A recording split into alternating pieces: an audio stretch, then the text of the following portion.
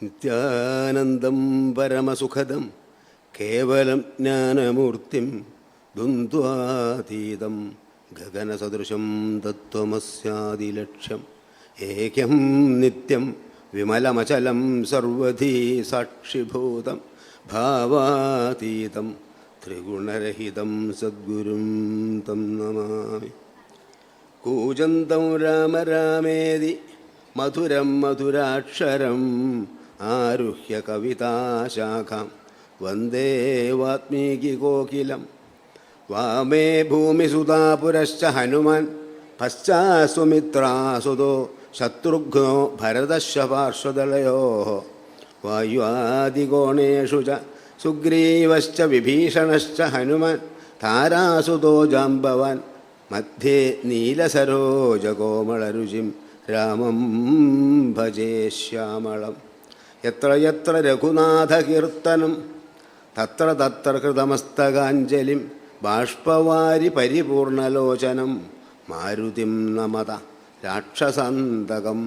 ശ്രീരാമനെ സ്മരിക്കുമ്പോൾ ഹനുമാനെ ഒപ്പം സ്മരിച്ചോളണം, നിർബന്ധമാണ്. എവിടെ രാമനുണ്ടോ അവിടെ ഹനുമാനുണ്ട്, എവിടെ രാമനാമമുണ്ടോ അവിടെ ഹനുമാനുണ്ട്, പ്രസിദ്ധമാണ്.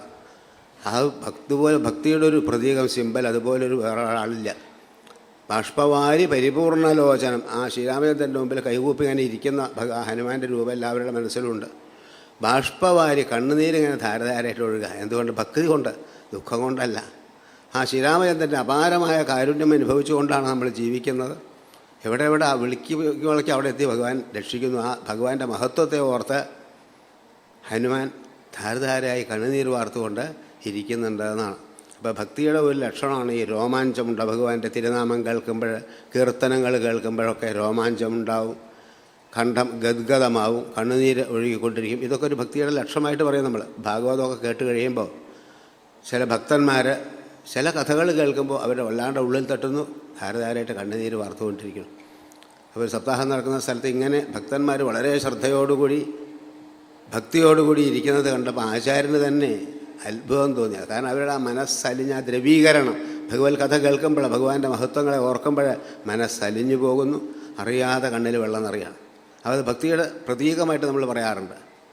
എന്ന് വെച്ച് കണ്ണുനീര് വരുന്നപ്പോൾ ഒക്കെ ഭക്തിയാണെന്നൊന്നും ഓർപ്പിക്കാൻ വയ്യ. സീരിയൽ കണ്ടാലും കണ്ണുനീരൊക്കെ വരും ചിലപ്പോൾ. അപ്പോൾ ഭക്തിയുടെ ഒരു ചിഹ്നമാണത്. രോമാഞ്ചമുണ്ടപ്പോൾ ശ്രീരാമകൃഷ്ണപരമഹംസരെ ഒരു കീർത്തനം കേട്ടാൽ, ഒരു നാമജപം കേട്ടാൽ രോമാഞ്ചമുണ്ടാവുന്നു, അദ്ദേഹം സമാധിയിലാവുന്നു. ഇതൊക്കെ കണ്ണുനീര് വാർത്തുകൊണ്ട്, അതൊക്കെ പ്രത്യക്ഷമായിട്ടുള്ള അനുഭവമാണ്. അപ്പോൾ ഈ ശ്രോതാക്കളുടെ ആ അനുഭൂതി വാസ്തവത്തിൽ വായിക്കുന്ന ആൾക്കും കൂടി അത്ര അനുഭൂതി ഉണ്ടാവണമെന്നില്ല. അവർ ആ ഓരോ കഥകൾ കേൾക്കുമ്പോൾ ഭഗവാന്റെ അപാരമായ കാരുണ്യത്തെക്കുറിച്ച് ഓർത്ത് അങ്ങനെ ധാരധാരയായ കണ്ണുനീര് വാർത്തുകൊണ്ടിരിക്കുന്നത് കാണാം. ഒരു ദിക്കിലെ സപ്താഹം കഴിഞ്ഞു, അവസാന ദിവസം ഗുരുദക്ഷിണയുടെ സമയമായി. അപ്പോൾ ശാസ്ത്രികൾ പറഞ്ഞു, ഇനിയിപ്പോൾ ഗുരുദക്ഷിണയുടെ സമയമാണ്, നിങ്ങൾ ഓരോരുത്തരായിട്ട് വരും, നമസ്കരിക്കും, ദക്ഷിണ സമർപ്പിച്ച് പോകും. ഞാനൊരു സത്യം പറയട്ടെ, എനിക്ക് നിങ്ങളെയാണ് നമസ്കരിക്കാൻ തോന്നുന്നത്. കാരണം എത്ര കാലമായി ഞാൻ ഭാഗവതം പറഞ്ഞു, എനിക്ക് പോലും ഇതുപോലെ മനസ്സിനൊരു ധ്രുവീകരണം ഉണ്ടാകുന്നില്ല. നിങ്ങളെ കണ്ണിൽ നിന്ന് ധാരധാരയായിട്ട് ആ സന്തോഷാശ്രുക്കൾ ഒഴുകുന്നത് കാണുമ്പോൾ ഞാൻ നിങ്ങളെ നമസ്കരിക്കണം. എനിക്ക് പോലും സാധിക്കാത്ത അത്ര ആ ഹൃദയത്തിൻ്റെ ദ്രവീകരണം നിങ്ങളിൽ കാണുന്നു എന്നുള്ളത് കൊണ്ട് വാസ്തവം പറഞ്ഞാൽ എനിക്ക് നിങ്ങളെയാണ് നമസ്കരിക്കാൻ തോന്നുന്നത്. എനിക്ക് ഇത്രയും കാലം വായിച്ചിട്ട് എനിക്ക് സാധിക്കില്ല, മനസ്സിൻ്റെ ഇത്രയൊരു അലിവേ. ഇത് പറഞ്ഞപ്പോൾ ശ്രോതാക്കൾക്ക് വിഷമായി. അങ്ങനെ പറയരുത്, അങ്ങയുടെ കണ്ണ് നിറയുന്നത് പലപ്പോഴും ഞങ്ങൾ കണ്ടിട്ടുണ്ടെന്ന് പറഞ്ഞു. അദ്ദേഹം പറഞ്ഞു, ഉണ്ടാവില്ല എന്ന് ഞാൻ പറയണില്ല. ഈ വായന കഴിഞ്ഞാൽ ഒരു കർപ്പൂര ആരതിയുണ്ട്. ആ കർപ്പൂര ആരതി ഓരോരുത്തരെയും കാണിക്കുമ്പോൾ അവർ അതിൽ കുറച്ച് ദക്ഷിണ ഇടും. അതൊക്കെ ഈ വായനക്കാരനുള്ളതാണ്. ചില ദിവസം ദക്ഷിണ നന്ന കഷ്ടിയായിട്ട് കാണുമ്പോൾ എൻ്റെ കണ്ണ് നിറഞ്ഞിട്ടുണ്ട്, ഞാൻ ഇല്ല എന്ന് പറയണില്ല എന്ന് പറഞ്ഞു അദ്ദേഹം. അപ്പോൾ കണ്ണ് നിറഞ്ഞു എന്നുള്ളത് കൊണ്ട് ഭക്തിയാണെന്ന് പറയാമേ. ഏതായാലും ശ്രീരാമൻ്റെ കഥ, രാമോ വിഗ്രഹവാൻ ധർമ്മത്തിൻ്റെ പ്രതീകമാണ് ശ്രീരാമൻ. ധർമ്മം എന്താണ്, ആചാരാനുഷ്ഠാനങ്ങൾ എങ്ങനെ വേണം ശ്രീരാമചന്ദ്രനെ നോക്കി പഠിക്കാന്നർത്ഥം. മർത്യാവതാരസ്തുഹ മർത്യശിക്ഷണം രക്ഷോവധായൈവച എന്ന കേവലം വിഭോഹ. ഭഗവാൻ മനുഷ്യരൂപത്തിൽ അവതരിച്ചത് മനുഷ്യരെ എങ്ങനെ ജീവിക്കണം എന്ന് പഠിപ്പിക്കാനാണ്. അല്ലാണ്ട് ഒരു രാക്ഷസ നിഗ്രഹം മാത്രമൊന്നുമല്ല അവതാരത്തിൻ്റെ പരിപൂർണ ആ ലക്ഷ്യം. എല്ലാവർക്കും എങ്ങനെ ജീവിക്കണം എന്നറിയണ്ടേ. അച്ഛനോടെങ്ങനെ പെരുമാറണം, അമ്മയോടെങ്ങനെ, സഹോദരങ്ങളോടെങ്ങനെ, ഒരു മഹാരാജാവ് പ്രജകളോടെങ്ങനെ പെരുമാറണം, ഇതൊക്കെ എല്ലാം ശ്രീരാമനെ നോക്കി പഠിച്ചാൽ മതി. അതാണ് ശ്രീരാമനും ശ്രീകൃഷ്ണനും തമ്മിൽ വളരെ വ്യത്യാസമുണ്ട്. ശ്രീരാമനെ നമുക്ക് അനുകരിക്കാം, ശ്രീകൃഷ്ണ ഭഗവാന്റെ ഒരു ലീലയും അനുകരിക്കാനേ പാടില്ല. ശ്രീകൃഷ്ണ ഭഗവാൻ പറഞ്ഞത് അനുസരിക്കുക. ഗീതയിലോ ഭാഗവതത്തിലൊക്കെ ഭഗവാന്റെ ഉപദേശങ്ങൾ അത് കേട്ട് അതനുസരിച്ച് ജീവിക്കുക എന്നല്ലാതെ ശ്രീകൃഷ്ണ ഭഗവാന്റെ ഒരു ലീലയും നമുക്ക് അനുകരിക്കാൻ പറ്റില്ല. സ്ത്രീകളൊക്കെ കടവിൽ കുളിക്കാനിറങ്ങിയപ്പോൾ വസ്ത്രമൊക്കെ എടുത്തിട്ട് മരത്തിൻ്റെ മുകളിൽ കൊണ്ടുവച്ചു ശ്രീകൃഷ്ണൻ. നമ്മളിതിന് പുറപ്പെട്ട പുറം പൊളിയും. ഒരു കാര്യം കൊണ്ട് 16,108 ഭാര്യമാരെ അങ്ങനെയൊക്കെ പറയും. അത്ഭുതമാണ്. ഭഗവാന്റെ ദിവ്യമാണ്. ജന്മകർമ്മചമേ ദിവ്യം. ശ്രീകൃഷ്ണ ഭഗവാന്റെ ജന്മവും കർമ്മവും ദിവ്യമാണ്. സാധാരണ ജനനം പോലെ അല്ലാതെ.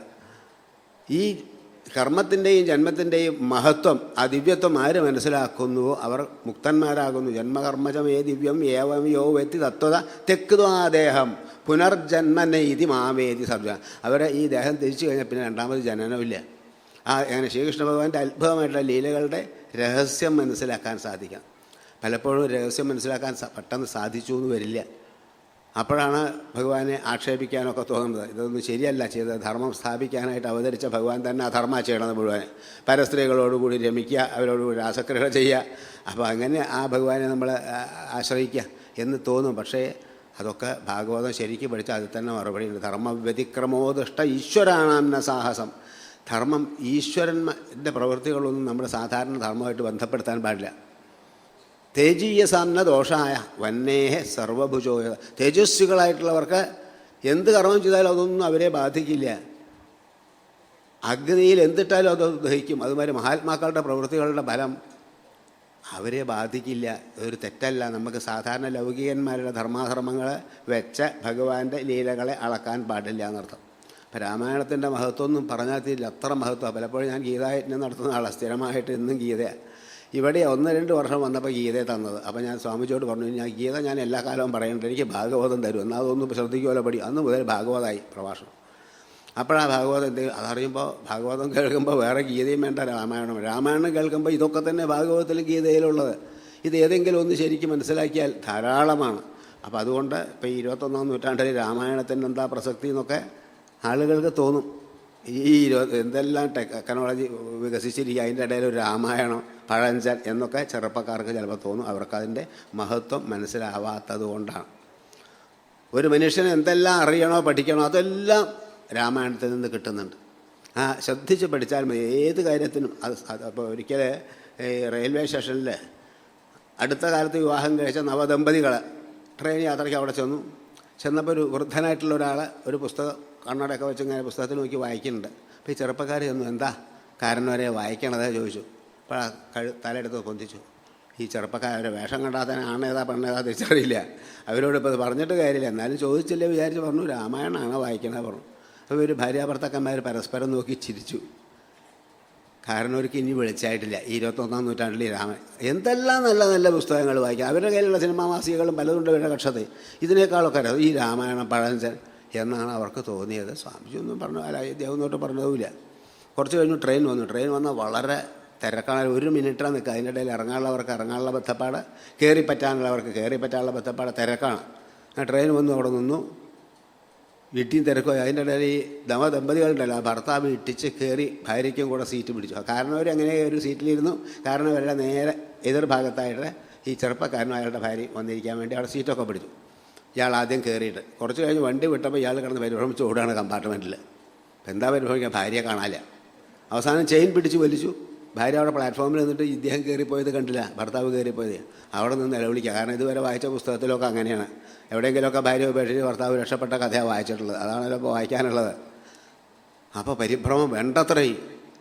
അവസാനം അയാൾ ട്രെയിൻ നിർത്തി അവളെ കയറ്റി എന്നിട്ടാണ് പോയത്. പോയി കണ്ടിട്ട് ഇത് എവിടെ നോക്കി നിൽക്കുക, നീ പിന്നാലെ കയറി വരുന്നല്ലേ ഞാൻ വിചാരിച്ചതെന്ന്. അപ്പോൾ അവൾ പരിഭവം, ഞാൻ നിങ്ങളെ കണ്ടില്ല, കാണാതെ ഞാൻ എവിടേക്കാണ് പോവുക. ഇങ്ങനെ അങ്ങോട്ടും ഇങ്ങോട്ടും പരിഭവമൊക്കെ കുറേ നേരം, 1/2 മണിക്കൂർ നേരം വേണ്ട പരിഭ്രമം. അതൊക്കെ കഴിഞ്ഞപ്പോൾ ഈ കാരണം അവർ ചോദിച്ചു, അല്ല ഒരു കാര്യം ചോദിച്ചോട്ടെ, എന്താ ഈ രാമായണം എങ്ങനെ വായിച്ചിട്ടുണ്ടോ? ആകെ പരിഭ്രമിച്ച മനുഷ്യൻ ഇപ്പോൾ രാമായണം ഇല്ല വായിച്ചിട്ടില്ല പറഞ്ഞു. അതാണ് അപ്പോൾ ഈ കുഴപ്പം പറ്റിയത്. രാമായണം ശ്രദ്ധിച്ച് പഠിച്ചാൽ ഈ പരിഭ്രമങ്ങൾ ഒഴിവാക്കായിരുന്നു. രാമായണത്തിൽ വണ്ടി കയറേണ്ട കാര്യമൊക്കെ രാമായണത്തിൽ പറഞ്ഞിട്ടുണ്ടോ ചോദിച്ചു. എല്ലാ കാര്യവും രാമായണത്തിൽ ശ്രദ്ധിച്ച് വായിക്കണം. ഗുഹൻ തോണി കൊണ്ടുവന്നു. ആ തോണിയിൽ കയറിയിട്ട് ശ്രീരാമനും സീതയൊക്കെ പോകാൻ സമയത്ത് എങ്ങനെയാണ് ശിങ്കിവേരാധിപൻ വാക്കുകേട്ടന്നേരം മംഗളദേവതയാകിയ സീതയെ കയ്യും പിടിച്ചു കരേറ്റി ഗുഹനുടെ കയ്യും പിടിച്ച് താനും കരേറിയിടിനാൻ. ആ ഗുഹൻ തോണി കൊണ്ടുവന്നപ്പോൾ കയറാൻ സമയത്ത് ശ്രീരാമൻ ആദ്യം അങ്ങോട്ട് കയറിപ്പോവല്ലാണ്ടായത്. മംഗളദേവതയാകിയ സീതയെ കയ്യും പിടിച്ചു കരേറ്റി, ആ സീതാദേവിയുടെ കയ്യ് പിടിച്ച് തോണിയിൽ കയറ്റി. പിന്നെ ഗുഹൻ്റെ കൈ പിടിച്ചിട്ട് ശ്രീരാമചന്ദ്രൻ ഒരു വാഹനത്തിൽ കയറുമ്പോൾ ആദ്യം പുരുഷന്മാരങ്ങോട്ട് കയറിപ്പോകാനൊന്നും പാടില്ല. സ്ത്രീകൾ കയറിയാൽ നോക്കാഞ്ഞാൽ ചിലപ്പോൾ തിരക്കിൻ്റെ ഇടയിൽ സ്ത്രീകൾക്ക് കയറാൻ പറ്റില്ല, വണ്ടി പോയിട്ടുണ്ടാവും. ഈ സ്ത്രീകളുടെ അടുത്ത് വിളിച്ച് പറയാൻ ഒരു ഫോണും കൂടിയില്ല. പിന്നെ നിന്ന് പരിഭ്രമിക്കുക. അയാൾ ഭാര്യ മുമ്പിൽ രണ്ടാളുടെ ടിക്കറ്റൊക്കെ പറഞ്ഞു, പക്ഷേ ആളെ കാണാനില്ല. അപ്പോൾ അതുകൊണ്ട് ശ്രദ്ധിച്ച് ആദ്യം ഭാര്യമാരെ വാഹനത്തിൽ കയറ്റണം, എന്നിട്ടേ നമ്മൾ കയറാവൂ. ഇതൊക്കെ രാമായണത്തിലുണ്ട്. ശ്രദ്ധിച്ച് പിടിച്ചാൽ എങ്ങനെ യാത്ര ഏത് കാര്യം ഇന്നതെന്നില്ല, എന്തും അറിയാം. അതുകൊണ്ട് നമ്മൾ എന്ത് വേണം, രാമായണം ശ്രദ്ധിച്ച് പഠിക്കുക. എന്തിനാത് രാമവത് വ്യവഹർത്തവ്യം, ശ്രീരാമനെ പോലെ ജീവിക്കാൻ പഠിക്കണം. അതിനു വേണ്ടിയാണത്. കൃഷ്ണം രാമായണം കാവ്യം സീതായാശ്ചരിതം മഹത്. ഈ മറ്റൊരു വിധത്തിൽ പറഞ്ഞാൽ സീതയുടെ കഥയാണ് രാമായണം മുഴുവൻ. അങ്ങനെയും പറയാം. ഓരോന്നും അത്ര മഹത്വമാണ്. ജീവിതത്തിൽ ആ ശ്രീരാമചന്ദ്രൻ, ആ ഭഗവാൻ ഈശ്വരനുള്ള ഭക്തി നമുക്ക് വർദ്ധിപ്പിക്കുക. അതാണ് ഏറ്റവും ജീവിതത്തിൻ്റെ ലാഭം, നേട്ടം. എന്താണ് ഏറ്റവും വലിയ ലാഭം എന്ന് ചോദിച്ചപ്പോൾ ഭാഗവതത്തിൽ പറഞ്ഞ ലാഭോ മദ്ഭക്തിരുത്തമ. ഭഗവാനിൽ ഉറച്ചതായ ഭക്തി ഒരാൾക്കുണ്ടെങ്കിൽ അത് ലാഭമാണ്. അത് മാത്രമില്ലെങ്കിൽ എന്തെല്ലാം നേടിയിട്ടും ഒരു വിശേഷവുമില്ല, ഒക്കെ ദുഃഖത്തിന് കാരണമാണ്. അപ്പം സാധിക്കേണ്ടത് ദൃഢമായിട്ടുള്ള ഭക്തി, ഭഗവാനിൽ ഭക്തി ഉണ്ടാവുക എന്നുള്ളതാണ്. ആ ഭക്തി ഉണ്ടായിക്കഴിഞ്ഞാൽ ജീവിതം മുഴുവൻ സഫലമായി. എന്താ ഈ ഭക്തി? സാത്വസ്മിൻ പരമപ്രേമരൂപ, നാരദഭക്തി സൂത്രം. ഭഗവാനിലുള്ള പരമമായ പ്രേമം, അതാണ് ഭക്തി എന്ന് പറയുന്നത്. മറ്റൊന്നിനെയല്ല ഭഗവാനെയാണ് ആശ്രയിക്കേണ്ടതെന്ന് തോന്നുന്നു. മാത്രമല്ല ആ ഭക്തി ഉണ്ടായാൽ ശാന്തിരൂപാത് പരമാനന്ദരൂപാച്ച. എന്താ ലക്ഷണം? ശാന്തനായിരിക്കും ഭക്തൻ. പരമാനന്ദമാണ്. ഒരാളോടും ഒരു പരിഭവവും ഇല്ല, പരാതിയില്ല, ആരോടും പരാതിയില്ല. അങ്ങനെ പരമഭക്തനായിട്ടുള്ള ഒരാൾക്ക് മനസ്സ് സ്വസ്ഥമായിട്ടിരിക്കും, അയാൾ ശാന്തനായിട്ടിരിക്കും. ആ ഭക്തിയാണ് നമ്മൾ സമ്പാദിക്കേണ്ട ജീവിതത്തിൽ. അതെങ്ങനെ സാധിക്കുക? തത്വ വിഷയത്യാഗാത് സംഘത്യാഗാച്ച. ഭക്തി ഉണ്ടാവാൻ വിഷയങ്ങളോടുള്ള ആസക്തി കുറച്ചൊന്ന് കുറഞ്ഞു വരണം. ഒന്നിനോടും ആരോടും അമിതമായിട്ടുള്ള ഒട്ടൽ ഉണ്ടാകരുത്. ഈ ഒട്ടൽ വന്നാൽ, മമത വന്നാൽ അതൊക്കെ ദുഃഖകാരണമാണ്. ഈ മമതയാണ് ദുഃഖകാരണം. എൻ്റെ എൻ്റെ എൻ്റെ എന്നുള്ളത്. ദേഹേ അഹന്ത തദുത്ഥ സ്വവിഷയമമതാ ചേതി ദുഃഖാസ്പദേതി. ദേഹത്തിൽ ഞാനെന്നുള്ള അഭിമാനം, പിന്നെ എന്നോട് ബന്ധപ്പെട്ടതൊക്കെ എൻ്റെ കുട്ടി, എൻ്റെ വീട്, എൻ്റെ വാഹനം, എൻ്റെ കമ്പനി ഒക്കെ എൻ്റെ. ഇതാണ് ഇത് ഞാൻ, എൻ്റെ. ഇത് രണ്ടുമാണ് എല്ലാ ദുഃഖത്തിനും കാരണം. അത് വിട്ടുപോയാൽ കുറച്ച് വിഷമമുണ്ട്. പക്ഷെ അഭ്യസിച്ചാൽ അത് സാധിക്കും എന്നുള്ളത്. സാധിക്കണം, ഇല്ലെങ്കിൽ ജന്മം സഫലമാവില്ല. അതുകൊണ്ട് ലൗകികങ്ങളായിട്ടുള്ള വിഷയങ്ങൾ അതിയായ ആസക്തി വയ്ക്കാതെ ഭഗവാനിലാവണം നമ്മുടെ ആസക്തി. അതാണ് വെടിയുവിനൈഹിക മോഹങ്ങൾ പൊടിപെടുമവമൺഗേഹങ്ങൾ കളയാതിനിയും കാലം നീ ഹരിപദമധുവതു നുകരു നീ. വെടിയുവിൻ ഐഹിക മോഹങ്ങൾ, ഈ ഭൗതികമായ മോഹങ്ങളൊക്കെ മെല്ലെ മെല്ലെ ത്യജിക്കണം. ഇല്ലെങ്കിൽ അത് ദുഃഖത്തിന് കാരണമാകുന്നുള്ളത് തറപ്പിച്ച് പറയണു ആചാര്യന്മാർ. അതുകൊണ്ട് ഭഗവാനിൽ ഉറച്ച ഭക്തി ഉണ്ടാവാൻ അഭ്യസിക്കണം. അതിന് വേണ്ട ഒന്ന് ദുസ്സംഗ സർവദൈവ ത്യാജ. ദൂഷിച്ച ഒരു കൂട്ടുകെട്ടും ഉണ്ടാകരുത്. അത് വസ്തുവിനോടായാലും വ്യക്തിയോടായാലും ദുസ്സംഗമാണെങ്കിൽ അത് നരകത്തിന് കാരണം. അതുകൊണ്ട് എന്തൊക്കെ ലാഭമുണ്ടെന്ന് തോന്നിയാലും ദുർജനങ്ങളുമായിട്ട് കൂട്ടുകൂടരുത്. പ്രത്യേകം നമ്മൾ ശ്രദ്ധിക്കണം. നമ്മുടെ മനസ്സെപ്പോഴും ഭഗവാനെ തന്നെ ധ്യാനിച്ചുകൊണ്ട് മാനസ സഞ്ചരരേ ബ്രഹ്മണി മാനസ സഞ്ചരരേ. നമ്മുടെ മനസ്സിനോട് പറയുകയാണ് ആ ബ്രഹ്മത്തിൽ, ആ ഭഗവാനിൽ നമ്മുടെ മനസ്സ് സഞ്ചരിച്ചു കൊണ്ടേയിരിക്കണം. ക്ഷീരമണി കൂച്ച ദുർഗവിഹാരേ, ക്ഷീരമണി കൂച്ച ദുർഗവിഹാരേ. ആ ശ്രീരാമചന്ദ്രൻ, ആ ഭഗവാനില്ലേ, ശ്രീരാമെന്നില്ല, ഏതായാലും ഒരേ ഒരു ഈശ്വര ചൈതന്യമേ ഉള്ളൂ. അതാണ് നമ്മൾ പലതായിട്ട് വർണ്ണിക്കുന്നത്. ദേവിയായാലും ദേവനായാലും ശിവനായാലും വിഷ്ണുവായാലും ഒക്കെ ഒന്നാണെന്ന് ബോധിക്കുകയും വേണം. ഇഷ്ടദേവനെ ആരെ ഭജിച്ചാലും വിരോധമില്ല. ഗുരുവായൂരപ്പനെ ഭജിക്കാം, പരമേശ്വരനെ. പക്ഷേ ഇതൊക്കെ ഒരേ ഒരു ഈശ്വര ചൈതന്യമാണെന്ന് ബോധിക്കണം. ഭേദബുദ്ധി ഉണ്ടാവരുത്. ഭേദകൃത് നരകം വ്യാധി. ഭേദബുദ്ധി വന്നാൽ അയാൾ നരകത്തിൽ പതിക്കും, യാതൊരു സംശയമില്ല. അതുകൊണ്ട് ആരിലും ഭേദബുദ്ധിയില്ലാതെ, ശബരിമല സീസണാണല്ലോ, അയ്യപ്പന്മാർ ഏത് ക്ഷേത്രത്തിൽ പോയാലും സ്വാമി ശരണമയ്യപ്പ, ഭഗവതി ആയാലും മഹാവിഷ്ണു ആയാലും ശിവനായാലും ഒരേ ഒരു ഈശ്വര ചൈതന്യം. അത് നമുക്ക് ബോധിക്കണം. അത് എത്രയോ മഹാത്മാക്കൾ പറഞ്ഞു തന്നിട്ടുണ്ട്. ആ രാമനും കൃഷ്ണനും രണ്ടല്ല ഒന്നാണെന്ന് ബോധിക്കണം. വ്യത്യാസം ഉണ്ടാവും, അവതാര ലീലകൾ തമ്മിൽ വളരെയേറെ വ്യത്യാസമുണ്ട്. പക്ഷേ ഇതൊക്കെ ഒരേ ഒരു ഈശ്വര ചൈതന്യം, ഒരേ ലക്ഷ്യമാണ് എല്ലാവർക്കും.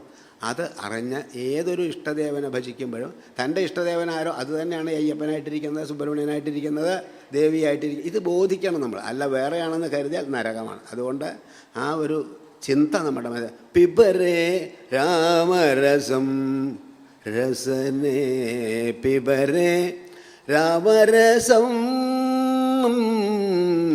പിബരേ രാമരസം. ആ ശ്രീരാമൻ്റെ നാമത്തിൻ്റെ രസം ആസ്വദിക്കുക. ഭഗവാന്റെ മഹത്വം അറിഞ്ഞാൽ ആ നാമം ഇങ്ങനെ ജപിക്കാനായിട്ട് നമുക്ക് സ്വാഭാവികമായിട്ടും തോന്നും. അതായി കിട്ടിയാൽ നമ്മൾ രക്ഷപ്പെട്ടു. ജനന മരണ ഭയ ശോകവിദൂരം സകല ശാസ്ത്ര നിഗമാഗമസാരം. ജനന മരണ ഭയ ശോക, ജനന മരണം, ആ ദുഃഖത്തിൽ നിന്നൊക്കെ രക്ഷപ്പെടും ഭഗവാനിൽ ഭക്തി ഉണ്ടായി കഴിഞ്ഞാൽ. അതുകൊണ്ട് സർവത്ര എന്തൊക്കെ നേടിയാലും മരണഭയമില്ലാത്തവരാരെങ്കിലും ഉണ്ടോ ജീവിതത്തിൽ? അതിൽ നിന്നെല്ലാം രക്ഷപ്പെടണമെങ്കിൽ ആ ഭഗവാനിൽ ഉറച്ചതായ ഭക്തി അല്ലെങ്കിൽ വിശ്വാസം നമുക്ക് ഉണ്ടാകണം എന്നുള്ളതാണ്. ഭേദബുദ്ധി ഉണ്ടാകാനും പാടില്ല. ശിവനും വിഷ്ണുവും വേറെയാണെന്ന് കരുതിയ ഒരു രക്ഷയില്ല. അപ്പോൾ ശ്രീരാമനും ശ്രീകൃഷ്ണനും രണ്ട് അവതാരങ്ങളാണ്, പൂർണ്ണാവതാരങ്ങളായിട്ട് പറയും. അവർ തമ്മിൽ എന്തെല്ലാം വ്യത്യാസങ്ങളാണ്. എന്താ ഇങ്ങനെ ചോദിച്ചാൽ അതങ്ങനെയാണെന്ന് മാത്രം മറുപടിയുള്ളൂ. ശ്രീരാമചന്ദ്രൻ കൊട്ടാരത്തിലാണ് അവതരിക്കുന്നത്, ശ്രീകൃഷ്ണ ഭഗവാനോ ജയിലിലാണ്. ഇപ്പം എന്താ ഇതിങ്ങനെ? അതങ്ങനെയാണ്. എവിടെ അവതരിച്ചാലും എന്താ അവർക്കൊന്നും ഭേദബുദ്ധിയില്ല. അതുകൊണ്ട് കൊട്ടാരത്തിൽ അവതരിച്ച ശ്രീരാമചന്ദ്രനും ജയിലിലാണ് അവതരിച്ചതെങ്കിൽ ശ്രീകൃഷ്ണ ഭഗവാൻ ഒരേ ഒരു ഈശ്വര ചൈതന്യമാണെന്ന് ബോധിക്കുക. ഒരു ശ്രീരാമൻ സൂര്യവംശത്തിലാണെങ്കിൽ മറ്റയാൾ ശ്രീകൃഷ്ണ ഭഗവാൻ ചന്ദ്രവംശത്തിലാണ്. സൂര്യവംശത്തിൽ ശ്രീരാമചന്ദ്രന് ഒരച്ഛനും ഒരമ്മയാണ്, മറ്റേതിക്കൽ ഒരച്ഛനും ഒരമ്മ. കൃഷ്ണൻ രണ്ടച്ഛൻ രണ്ടമ്മയാണ്. എന്താ അങ്ങനെ ചോദിച്ചാൽ അങ്ങനെയാണ്. ദേവകി വസുദേവന്മാരുണ്ട് ഇല്ലേ, രണ്ടമ്മമാർ രണ്ടച്ഛൻ, അങ്ങനെയാണോ ചോദിച്ചാൽ അങ്ങനെയാണ്. അത് വ്യത്യാസം ഉണ്ടാവും. അതുമാതിരി ശ്രീരാമചന്ദ്രന് ഒരു വാക്ക് മാത്രമേ ഉള്ളൂ, വാക്ക് മാറില്ല. ദിശരം നാഭിസന്ധത്തെ രാമോദ്യുരൻ ആഭിഭാഷത്തെ. രണ്ടസ്ത്രം ഒരു ലക്ഷ്യത്തിലേക്ക് അയക്കേണ്ടി വരാറില്ല, ഒരസ്ത്രമേ വേണ്ടുള്ളൂ. അതുപോലെ രണ്ട് വാക്ക് അതില്ല, പറഞ്ഞാൽ സത്യം. അപ്പോൾ ഒരേ ഒരു വാക്കാതെ രണ്ടില്ല എന്നർത്ഥം. അതാണ് ശ്രീരാമചന്ദ്രൻ്റെ മഹത്വം. പക്ഷേ ശ്രീകൃഷ്ണ ഭഗവാൻ അങ്ങനെയല്ല, തൻ്റെ വാക്കിനൊന്നും വലിയ പ്രാധാന്യമില്ല. ഭക്തന്മാരുടെ വാക്ക് സത്യമാവണം എന്നല്ലാണ്ട് തൻ്റെ വാക്ക് പഴച്ചാൽ, അതായത് യുദ്ധത്തിൽ പുറപ്പെടില്ല, യുദ്ധക്കളത്തിൽ ഇറങ്ങില്ല എന്ന് പറഞ്ഞാൽ ഭഗവാൻ അവസാനം സുദർശനം എടുത്ത് ചാടി. കാരണം ഭീഷ്മർ പറഞ്ഞു ഞാൻ യുദ്ധത്തിൽ ഇറക്കുന്നു. അപ്പോൾ ഭീഷ്മരുടെ വാക്ക് സത്യമാവണം, തൻ്റെ വാക്ക് സത്യം അല്ലെങ്കിൽ വിരോധമില്ല. അതാണ് ശ്രീകൃഷ്ണ ഭഗവാന്റെ മഹത്വം. അപ്പോൾ അതുകൊണ്ട് ഭക്തന്മാരെ അനുഗ്രഹിക്കുക, ഭക്തന്മാരുടെ വാക്കിനെ സത്യമാക്കി തീർക്കുക എന്നുള്ളതാണ്. പിന്നെ ജ്ഞാനത്തിൻ്റെ മൂർത്തിയാണ് ശ്രീരാമചന്ദ്രനെങ്കിൽ ശ്രീകൃഷ്ണ ഭഗവാൻ പ്രേമത്തിൻ്റെ മൂർത്തിയാണ്. ആര് തന്നെ സ്നേഹിക്കുന്നു അവരെയോട് അതേപോലെ അതിനെതിരായി അതിനേക്കാളധികം ഭക്തിയോടുകൂടി അവരെ പരിപാലിച്ചുകൊണ്ടിരിക്കുന്നു. ആ പ്രേമമൂർത്തി എന്ന് പറയും. പിന്നെ ഒരു ഭാര്യയാണ്, അത്ര തന്നെയുള്ളൂ ശ്രീരാമചന്ദ്രൻ. മറ്റാൾക്ക് അങ്ങനെ നിയമമൊന്നുമില്ല. എത്ര കണക്കാവാം, 16,000 ഭാര്യമാർ, 16,100 എന്ന് പറഞ്ഞാൽ ഇതൊന്നും ഈ ലൗകിക കഥ. ജന്മകർമ്മവശമേ ദിവ്യം, എൻ്റെ ജന്മവും കർമ്മവും ദിവ്യമാണ് എന്ന് പറഞ്ഞിട്ടുണ്ട്. ഇതെന്താ ഈ രാസക്രീഡയ്ക്ക്? ബ്രഹ്മാദി ജയസംരൂഢ ദർപ്പ കന്ദർപ്പ ദർപ്പ ജയതി ശ്രീപതിർഗോപി രാസമണ്ഡലമണ്ഡന. ബ്രഹ്മാദിജയ സംരൂഢ ദർപ്പ കന്ദർപ്പ ദർപ്പ. ബ്രഹ്മാദി ദേവന്മാരെ പോലും ഞാൻ വിജയിച്ചിരിക്കുന്നു എന്ന് കാമദേവന് ചെറിയൊരു അഹങ്കാരം. അതിനെ ഇല്ലായ്മ ചെയ്യാനാണത്ര ഈ ഗോപസ്ത്രീകളോടുകൂടി ഭഗവാൻ രമിച്ചത്. എത്ര സ്ത്രീകളോട് രമിച്ചാലും തനിക്ക് തൻ്റെ ബ്രഹ്മചര്യത്തിന് യാതൊരു കോട്ടവും വരുന്നില്ല എന്ന് ലോകത്തിന് ബോധ്യപ്പെടുത്തി കൊടുക്കുക. അപ്പം ശ്രീകൃഷ്ണ ഭഗവാന്റെ അവതാരത്തിൽ കാമദേവനെ ജയിച്ച കഥയാണ്. അതാണ് പ്രത്യേകത. അപ്പം അതുകൊണ്ട് ഭഗവാന്റെ ആ ദിവ്യത്വം, ലീലകളുടെ ദിവ്യത്വം മനസ്സിലാക്കാത്തത് കൊണ്ടാണ് ഭഗവാന്റെ കാര്യം നമുക്ക് ഉൾക്കൊള്ളാൻ സാധിക്കാത്തത്. അത് മനസ്സിലാക്കിയാൽ പിന്നെ അയാൾക്ക് ജന്മമില്ല എന്ന് പറയാം.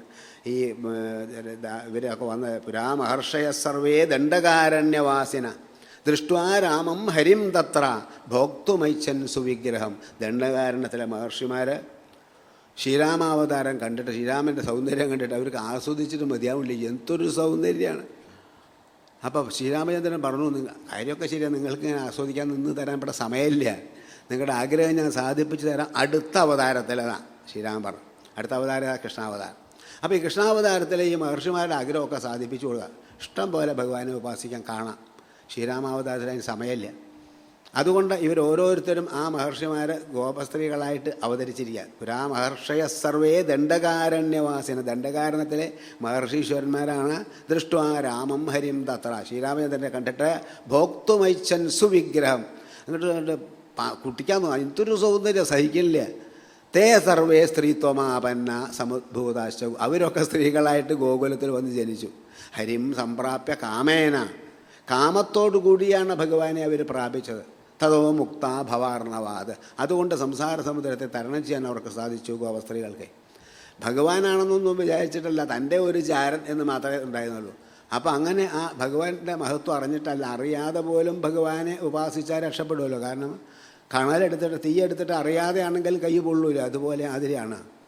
പലപ്പോഴും നമ്മൾ അറിയാതെ പറ്റാറുണ്ട്, പൊള്ളും സോറി ഇട്ടോ എന്നൊക്കെ പറഞ്ഞിട്ട് കാര്യമുണ്ടോ? വിഷം കഴിച്ചാൽ സോറി ഇട്ടോ പറഞ്ഞിട്ട് കാര്യമില്ല, വിഷം കഴിച്ചാൽ അതിൻ്റെ ഫലം കാണിക്കും. അഗ്നിയെ സ്പർശിച്ചാൽ അതിൻ്റെ ഫലം അത് കാണിക്കും. അതുപോലെയാണ് ഭഗവാന്റെ നാമം അറിയാതെ ജപിച്ചാലും അറിയാതെ ഭഗവാനെ ഭജിച്ചാലും ഒരാൾക്ക് രക്ഷയാണ് എന്നുള്ളത്. അതുകൊണ്ട് പത്നസ്തു ഷോഡശസഹസ്രം അനംഗബാണയിൽ യസ്യേന്ദ്രിയം വിബദിതും കുഹകൈർണശേകു. ഈ 16,008 ഭാര്യമാർ നോക്കിയിട്ടും ഈ ശ്രീകൃഷ്ണ ഭഗവാന്റെ ബ്രഹ്മചര്യത്തിന് യാതൊരു ഇളക്കവും വരുത്താൻ സാധിച്ചിട്ടില്ല. അതായത് ഇവർ രാമദേവനെ ജയിച്ച കഥയാണ് ഈ രാസക്രിയയുടെ പോലും. അതറിഞ്ഞു കഴിഞ്ഞാൽ പിന്നെ ആ ഭഗവാന്റെ ദിവ്യത്വം അറിയാനാണ് ആവശ്യം. അത് അറിഞ്ഞു കഴിഞ്ഞാൽ നമ്മുടെ ജന്മം സഫലമായി. അതുകൊണ്ടാണ് പരീക്ഷിച്ച് ജനിച്ചപ്പോൾ കുട്ടിക്ക് ഇളക്കല്ല. അവസാനം എല്ലാവരും വന്ന് നോക്കി, ഭഗവാൻ വന്നിട്ട് ഒന്ന് തൊടുക മാത്രമേ ചെയ്യുള്ളൂ. എന്ത് പറഞ്ഞിട്ടാണ് തൊട്ട? യതിമേ ബ്രഹ്മചര്യം സ്യാത് സത്യം ച മയി തിഷ്ഠതി അവ്യാഹതം മമ ഐശ്വര്യം തേന ജീവതു ബാലക. യതിമേ ബ്രഹ്മചര്യം, ഞാൻ നിത്യബ്രഹ്മചാരിയാണെങ്കിൽ, യതിമേ ബ്രഹ്മചര്യം സ്യാത് സത്യം ച മയി തിഷ്ഠതി, എന്നിൽ സത്യം ഉറച്ചു നിൽക്കുന്നു എങ്കിൽ, അവ്യാഹതം മമ ഐശ്വര്യം, എൻ്റെ ഐശ്വര്യത്തിന് ഈശ്വരഭാവത്തിന് യാതൊരു കോട്ടവും വന്നിട്ടില്ലെങ്കിൽ, തേന ജീവതു ബാലക, എന്നാൽ ഈ കുട്ടി ജീവിക്കട്ടെ പറഞ്ഞ് തൊട്ടു. അത് നിത്യബ്രഹ്മചാരിയാണ് ഞാനെങ്കിൽ ഈ കുട്ടി ജീവിക്കട്ടെ എന്നാണ് ഭഗവാൻ തൊടേണ്ട താമസം. അപ്പോഴേക്ക് ശനൈശനൈർ മഹാരാജ പ്രാപദ്യത ചേതന സ്പൃഷ്ടമാത്രസ്തു കൃഷ്ണേന സബാലോ ഭരതർഷഭ. ഭഗവാൻ ഒന്ന് സ്പർശിച്ചേ ഉള്ളൂ, അപ്പോഴേക്ക് ആ കുട്ടി മെല്ലെ കണ്ണൊക്കെ മഴിച്ച് ശലനായി ജീവിച്ചു. അതായത് ഭഗവാൻ നിത്യബ്രഹ്മചാരിയാണെങ്കിൽ ഈ കുട്ടി ജീവിക്കട്ടെ ആണെന്ന് ആ നിമിഷം ബോധ്യപ്പെടുത്തിയല്ലോ. അപ്പോൾ അതാണ് ഭഗവാന്റെ ഓരോ ലീലകളും ദിവ്യമാണ്. അത് മനസ്സിലാക്കാൻ കുറച്ച് വിഷമമാണ്. അതുകൊണ്ട് തന്നെ ശ്രീകൃഷ്ണ ഭഗവാനെ ഒന്നും അനുകരിക്കാൻ നമുക്ക് പറ്റില്ല. ശ്രീരാമചന്ദ്രനെ അനുകരിക്കുകയും ചെയ്യാം. അതുപോലെ രാമനാമം ലളിതമായ 2 അക്ഷരം. രാമ എന്ന് പറയാൻ വലിയ വിഷമമില്ല, കൃഷ്ണ എന്ന് പറയാം 2 കൂട്ടക്ഷര, 2 വളരെ വളരെ വ്യത്യാസമുണ്ട്. അതുപോലെ ശ്രീരാമൻ്റെ നാമത്തിനാണ് പ്രാധാന്യം. കൃഷ്ണൻ്റെ ലീലകൾക്കാണ്, ദിവ്യങ്ങളാണ് ഭഗവാന്റെ ലീലകൾ. അപ്പോൾ കൃഷ്ണ ലീലകൾക്കാണ് പ്രാധാന്യം. മറ്റത് രാമൻ്റെ നാമം ജപിച്ച രാമനാമത്തിന് അപാരമായിട്ടുള്ള ശക്തിയാണ്. കാരണം ഈ രാമനാമം ഉണ്ടായത് ഒരു തവണ രാമ ജപിക്കുമ്പോൾ ഓം നമോ നാരായണായ എന്നും നമശിവായ എന്ന് 2 മഹാമന്ത്രങ്ങൾ ജപിച്ചതിന് തുല്യമാണ്. കാരണം ഈ 2 മന്ത്രത്തിലെ ബീജാക്ഷരങ്ങളെ കൂട്ടിച്ചേർത്താണ് രാമനാമം ഉണ്ടാക്കിയിട്ടുള്ളത്. ഓം നമോ നാരായണായ, നാരായണനായിക്കൊണ്ട് നമസ്കാരം, അതിലത്തെ ബീജാക്ഷരമാകുന്ന രാ എന്നെടുത്തു. നമശിവായ എന്ന മഹാമന്ത്രത്തിലെ ബീജാക്ഷരമാകുന്ന മ എന്ന അക്ഷരം എടുത്തു. അത് 2 കൂട്ടിച്ചേർത്തപ്പോൾ രാമ എന്നായി. ഈ ബീജാക്ഷരം എന്ന് പറഞ്ഞാൽ ആ ബീജാക്ഷരം അതിനാണ് ശക്തി. അത് എടുത്ത് മാറ്റി അർത്ഥം മാറി. ഓം നമോ നാരായണായ, അതിൽ രാ എടുത്ത് മാറ്റി ഓം നമോ നായനായ എന്ന് പറഞ്ഞാൽ എന്താ അർത്ഥം? നമശിവായ, ശിവനായിക്കൊണ്ട് നമസ്കാരം. അതിൽ മ മാറ്റി ശിവായ, വിപരീത അർത്ഥമാവും. അപ്പം അതുകൊണ്ട് 2 മന്ത്രത്തിലെ ബീജാക്ഷരങ്ങൾ യോജിപ്പിച്ചാണ് ഈ രാമമന്ത്രം ഉണ്ടായിട്ടുള്ളത്. അതുകൊണ്ട് അതിന് അത്ഭുതമായിട്ടുള്ള ശക്തിയുണ്ട്. അത് ത്യാഗരാജസ്വാമികളൊക്കെ ആ രാമനാമം ജപിച്ചാണ് സിദ്ധി വരുത്തിയത്. ശ്രീരാമചന്ദ്രനെ നേരിട്ട് കാണാനുള്ള ഭാഗ്യം പോലും സാധിച്ചു. അതുകൊണ്ട് തന്നെ ത്യാഗരാജസ്വാമികൾ രാമൻ്റെ മഹത്വത്തെക്കുറിച്ച്, രാമനാമത്തിൻ്റെ മഹത്വത്തെക്കുറിച്ച് എത്രയാണ് പാടിയിട്ടുള്ളത്. രാമനാമമോ ജന്മരക്ഷകമന്ത്രം, രാമനാമമോ ജന്മരക്ഷകമന്ത്രം, താമസമോസയക ഭജിംപവേ മനസ രാമനാമമോ. രാമനാമം അഠാണയിലൊരു കീർത്തനുണ്ട് ത്യാഗരാജസ്വാമി, വളരെ പ്രസിദ്ധമാണ്. ജന്മരക്ഷക മന്ത്രം, ഇനി ഒരിക്കലും ജനിക്കാനുള്ള ഇടവില്ല രാമനെ ഉപാസിച്ചു കഴിഞ്ഞാൽ.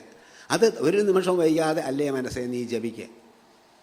കാമകോടീരൂപ രാമചന്ദ്ര കാമിത ഫലദ രാമചന്ദ്ര ജ്ഞാനസ്വരൂപ രാമചന്ദ്ര രാമ ജ്ഞാനസ്വരൂപ രാമചന്ദ്ര ത്യാഗരാജർച്ചിത രാമചന്ദ്ര രാമനാമമു ജന്മരക്ഷകമന്ത്രം താമസമുസയക ഭജിംഭവേ മനസ രാമനാമമൂ. ആ രാമനാമം ജന്മരക്ഷയും ജനിക്കേണ്ടി വരില്ല, മോക്ഷമാണ്. അത് ജപിച്ചു കഴിഞ്ഞാൽ, ഉപാസന ചെയ്ത് കഴിഞ്ഞാൽ. അത് കാമകോടി രൂപ രാമചന്ദ്ര, കോടി കാമദേവൻ്റെ സൗന്ദര്യത്തോടു കൂടിയവനാണ് ശ്രീരാമചന്ദ്രൻ. അത്ര സൗന്ദര്യമാണത്. കാമിത ഫലത, എന്താഗ്രഹിച്ചുകൊണ്ട് ഭഗവാനെ ഭജിക്കുന്നു, രാമനെ ഭജിക്കുന്നു, അവരുടെ ആഗ്രഹമൊക്കെ ഭഗവാൻ സാധിപ്പിച്ചു കൊടുക്കുന്നു. ജ്ഞാനസ്വരൂപ രാമചന്ദ്ര രാമ സച്ചിദാനന്ദ ജ്ഞാനസ്വരൂപനാണ് ശ്രീരാമചന്ദ്രൻ. ത്യാഗരാജനാൽ ആരാധിക്കപ്പെട്ടതാണ്. ത്യാഗരാജൻ എന്ന് പറഞ്ഞാൽ പരമേശ്വരൻ അർത്ഥമുണ്ട്. പരമേശ്വരനാൽ ആരാധിക്കപ്പെട്ടവനാണ്. അങ്ങനെയുള്ള രാമൻ്റെ നാമത്തെ അല്ലേ മനുഷ്യ നീയെ ജപിക്കൂ, ഒരു നിമിഷം വൈകാതെ ആ നാമത്തെ ജപിക്കൂ എന്ന്. അത്രയേറെ മഹത്വം രാമനാമത്തിനുണ്ട്. പിന്നെ വിഗ്രഹവാൻ ധർമ്മത്തിൻ്റെ മൂർത്തിയാണ്. ധർമ്മം എന്താണ് എന്ന് അറിയണമെങ്കിൽ ഒരു വിഷമവുമില്ല, രാമായണം വായിച്ചാൽ മതി. രാമൻ എന്തൊക്കെ ചെയ്തു അതൊക്കെ ധർമ്മം, അത് മനസ്സിലായി. അതുപോലെ നമുക്ക് ചെയ്യാൻ സാധിച്ചാൽ നമ്മളൊക്കെ രക്ഷപ്പെട്ടു. ഈ ധർമ്മത്തെക്കുറിച്ച് അറിയാൻ കുറച്ച് വിഷമമാണ്. ആളുകൾക്ക് വേണ്ട ധർമ്മവും അർത്ഥവും കാമവും മാത്രം മതി. വിഷയങ്ങൾ ആഗ്രഹമുണ്ട്, അത് സാധിപ്പിക്കാൻ കുറച്ച് പണവും സമ്പാദിക്കണം എന്നല്ലാണ്ട് ധർമ്മവും വേണ്ട മോക്ഷവും വേണ്ട. അങ്ങനെ അപ്പം അതുകൊണ്ട് എത്ര അറിഞ്ഞാലും ആചരിക്കാൻ സാധിക്കുന്നില്ല. ഊർധ്വബാഹുറു വിരവുമേഷ നച്ച കച്ചശൃണോതിമേ. രണ്ട് കൈയും പൊക്കിയിട്ട് ഉച്ചത്തിൽ ഞാൻ വിളിച്ച് പറയുന്നു, പക്ഷെ ആരും കേൾക്കണില്ല. ധർമാത് അർത്ഥശ്ച കാമശ്ച, വ്യാസനം പറയാം. ധർമ്മം ആചരിച്ചാലേ നിങ്ങൾക്ക് ധനം ഉണ്ടാകുള്ളൂ, നിങ്ങൾക്ക് ശാന്തി ഉണ്ടാവൂ, സമാധാനം. ധർമാത് അർത്ഥശ്ച കാമ സധർമ്മക്കിം നസെ. എന്നിട്ടും നിങ്ങൾ എന്താ ധർമ്മം ആചരിക്കാത്തത്? ധർമാചരണം കൊണ്ടാണ് എല്ലാ ശ്രേയസ്സും ഉണ്ടാകുന്നത് എന്ന് അറിഞ്ഞിട്ടും ധർമ്മം ആചരിക്കാൻ സാധിക്കില്ല. അത് അത്ഭുതമാണ്. ഇപ്പോൾ ദുര്യോധന മഹാരാജാവിന് ധർമാധർമ്മം അറിയാഞ്ഞിരുന്നു, പക്ഷെ പറ്റണില്ല എന്നാ പറയാം. ജാനാമി ധർമ്മം നചമേ പ്രവൃത്തി. എനിക്ക് ധർമ്മം എന്താണെന്ന് അറിയാം, പക്ഷെ അത് ചെയ്യാൻ എനിക്ക് പറ്റണില്ലല്ലോ. ജാനാമ്യ അധർമ്മം, അധർമ്മം എന്താണെന്ന് അറിയാം. നചമേ നിവൃത്തി, പക്ഷെ ആ അധർമ്മത്തിൽ നിന്ന് മാറി നിൽക്കാൻ സാധിക്കുന്നില്ല. കേനാപി ദേവേന ഹൃദിസ്ഥിതേന യഥാ നിയുക്തോസ്മി തഥാ കരോമി. ആരോ ഉള്ളിലിരുന്ന് പ്രേരിപ്പിക്കുന്നതിനനുസരിച്ച് ഞാൻ എന്തൊക്കെയോ ചെയ്യണം. എനിക്ക് ധർമ്മം അധർമ്മം അറിയാത്തത് കൊണ്ടൊന്നുമില്ല, പക്ഷെ ആ ധർമ്മം ആചരിക്കാൻ പറ്റില്ല. അധർമ്മത്തിൽ നിന്ന് പിന്തിരിയാനും പറ്റില്ല. ഇപ്പോൾ ശ്രീരാമൻ്റെ അല്ല, മറ്റേ എല്ലാവരുടെ കഥ, ദുര്യോധൻ്റെ അല്ല, എല്ലാവരുടെ കഥ ഇങ്ങനെയൊക്കെ തന്നെ. ധർമ്മം അറിയാത്തവരൊന്നുമല്ല, പക്ഷേ നമുക്ക് ആചരിക്കാനായിട്ട് സാധിക്കുന്നില്ല എന്നുള്ളതാണ്. ഇവിടെ ശ്രീരാമചന്ദ്രൻ കാട്ടിൽ പോകാൻ പുറപ്പെട്ട അവസരത്തിൽ രാമനൊരു വിഷമം ഉണ്ടായിട്ടില്ല. രാമൻ്റെ ആകെ വിഷമം, ഞാൻ കാട്ടിൽ പോയ എൻ്റെ അമ്മമാർ, എൻ്റെ സഹോദരങ്ങൾ, പ്രജകൾ, ഇവർക്കൊക്കെ ദുഃഖം ഉണ്ടാവുമല്ലോ എന്നുള്ളൊരു ദുഃഖേ ശ്രീരാമനുള്ളൂ. അല്ലാണ്ട് തനിക്ക് നവനം ഗന്ധുകാമസ്യ തജതശ്ച വസുന്ധരാം സർവലോകാധികസ്യേവ ലക്ഷ്യതേ ചിത്തവിക്രിയ ന വനം ഗന്ധുകാമസ്യ. കാട്ടിലേക്ക് പോകാൻ ആഗ്രഹിച്ചു കൊണ്ടിരിക്കുകയാണ് ശ്രീരാമചന്ദ്രൻ. അങ്ങനെയുള്ള ശ്രീരാമചന്ദ്രന് തജതശ്ച വസുന്ധരാം, ഭൂമിയെ വഴി തൻ്റെ രാജ്യത്തൊക്കെ വിട്ടു വേണമല്ലോ കാട്ടിലേക്ക് പോകാൻ. അതിനൊന്നും ഒരു വിഷമവുമില്ല. സർവലോകാധികസ്യേവ, പരമജ്ഞാനികളെ പോലെയാണ് ലക്ഷ്യതേ ചിത്ത. മനസ്സിന് ഒരു ചലനവുമില്ല. കാട്ടിൽ പോകണമെന്ന് കേട്ടപ്പോൾ ആകെ പരിഭ്രമിക്കുക. ഒരു പരിഭ്രമമില്ല, കാരണം താനത് ആഗ്രഹിച്ചുകൊണ്ടിരിക്കുകയാണ്. തൻ്റെ ആഗ്രഹമാണല്ലോ, ഈശ്വരേച്ഛയല്ലേ ഈ ലോകത്ത് നടക്കുള്ളൂ, അത് നടന്നാൽ മതി. നമ്മുടെ ഐശ്വര്യമൊക്കെ നടന്നാൽ അത്യപകട. അതുകൊണ്ട് നമ്മൾ ഭഗവാന് വിട്ടുകൊടുക്കുക. പ്രാർത്ഥിക്കുമ്പോൾ എന്താ പ്രാർത്ഥിക്കേണ്ടത് വെച്ചാൽ എനിക്കറിയില്ല. ഭഗവാൻ ഏതാണ് ധർമ്മം ഏതാണ് അധർമ്മം എനിക്കറിയില്ല, അങ്ങയ്ക്കറിയാം. അതുകൊണ്ട് ത്വമേവ സഞ്ചിന്യ വിഭോ, അങ്ങ് തന്നെ വേണ്ടതുപോലെ ആലോചിച്ചിട്ട് ഹിതമേ ധാതുമർഹസി, എനിക്കെന്താ ഹിതമായിട്ടുള്ളത് അറിയില്ല, അത് ഭഗവാൻ അറിയാം. അപ്പം അതുകൊണ്ട് നമ്മൾ ഇന്നത് സാധിക്കണമെന്നൊന്നും ഭഗവാനോട് പ്രാർത്ഥിക്കേണ്ട. നമുക്ക് വേണ്ടത് എന്തോ അത് ഭഗവാൻ ചെയ്തു. നമ്മൾ ഭഗവാനെ ഉപാസിക്കുക മാത്രമേ വേണ്ടുള്ളൂ. പിന്നെ നമ്മുടെ കാര്യമൊക്കെ ഭഗവാൻ നോക്കിക്കോളും. പരിഭ്രമിക്കേണ്ട യാതൊരു വിഷയവുമില്ല. പരമജ്ഞാനികളെ പോലെയാണ്. കാട്ടിലേക്ക് പോകണമെന്ന് പറഞ്ഞപ്പോൾ യാതൊരു വിഷമവും ശ്രീരാമചന്ദ്രൻ ഉണ്ടായിട്ടില്ല. അപ്പോൾ സീതയ്ക്കും ജനങ്ങളും പ്രജകളൊക്കെ ദുഃഖിക്കേണ്ടി വരുമല്ലോ എന്നൊരു വിഷമം മാത്രമേ ഉള്ളൂ. അതുകൊണ്ടാണ് ശ്രീരാമൻ ലക്ഷ്മണനോട് പറഞ്ഞു, സുഖദുഃഖേ ഭയക്രോധവും ലാഭാലാഭോ ഭയാഭയോ യച്ച കിഞ്ചിത് തഥാപൂർവം തഥാഭൂതന്നു ദൈവസ്യ കർമ്മ. സുഖം ദുഃഖം ഭയം ക്രോധം ഇതൊക്കെ ഈശ്വരേച്ഛ പോലെയാണ് ഒക്കെ വരിക എന്ന് ഉറയ്ക്കുക നമ്മൾ. അപ്പം തന്നെ കുറേ സമാധാനം ഉണ്ടാവും. എല്ലാം ഈശ്വര സങ്കല്പം പോലെയാണ് ഇവിടെ നടക്കുന്നത് എന്ന് കരുതുക നമ്മൾ. പക്ഷെ ഇങ്ങനെയൊക്കെ പറഞ്ഞ് പരമജ്ഞാനികളെ പോലെയാണ് ഞാനെന്നൊക്കെ ശ്രീരാമചന്ദ്രൻ പറഞ്ഞു. എന്നാൽ ശ്രീരാമൻ സീതയെ കട്ടുകൊണ്ടുപോയപ്പോൾ കാട്ടുകൂടെ ഭ്രാന്തനെ പോലെ നിലവിളിച്ചുകൊണ്ട് നടക്കുക. അതെങ്ങനെ ഇത് രണ്ടും കൂടെ യോജിക്കേണ്ടത്?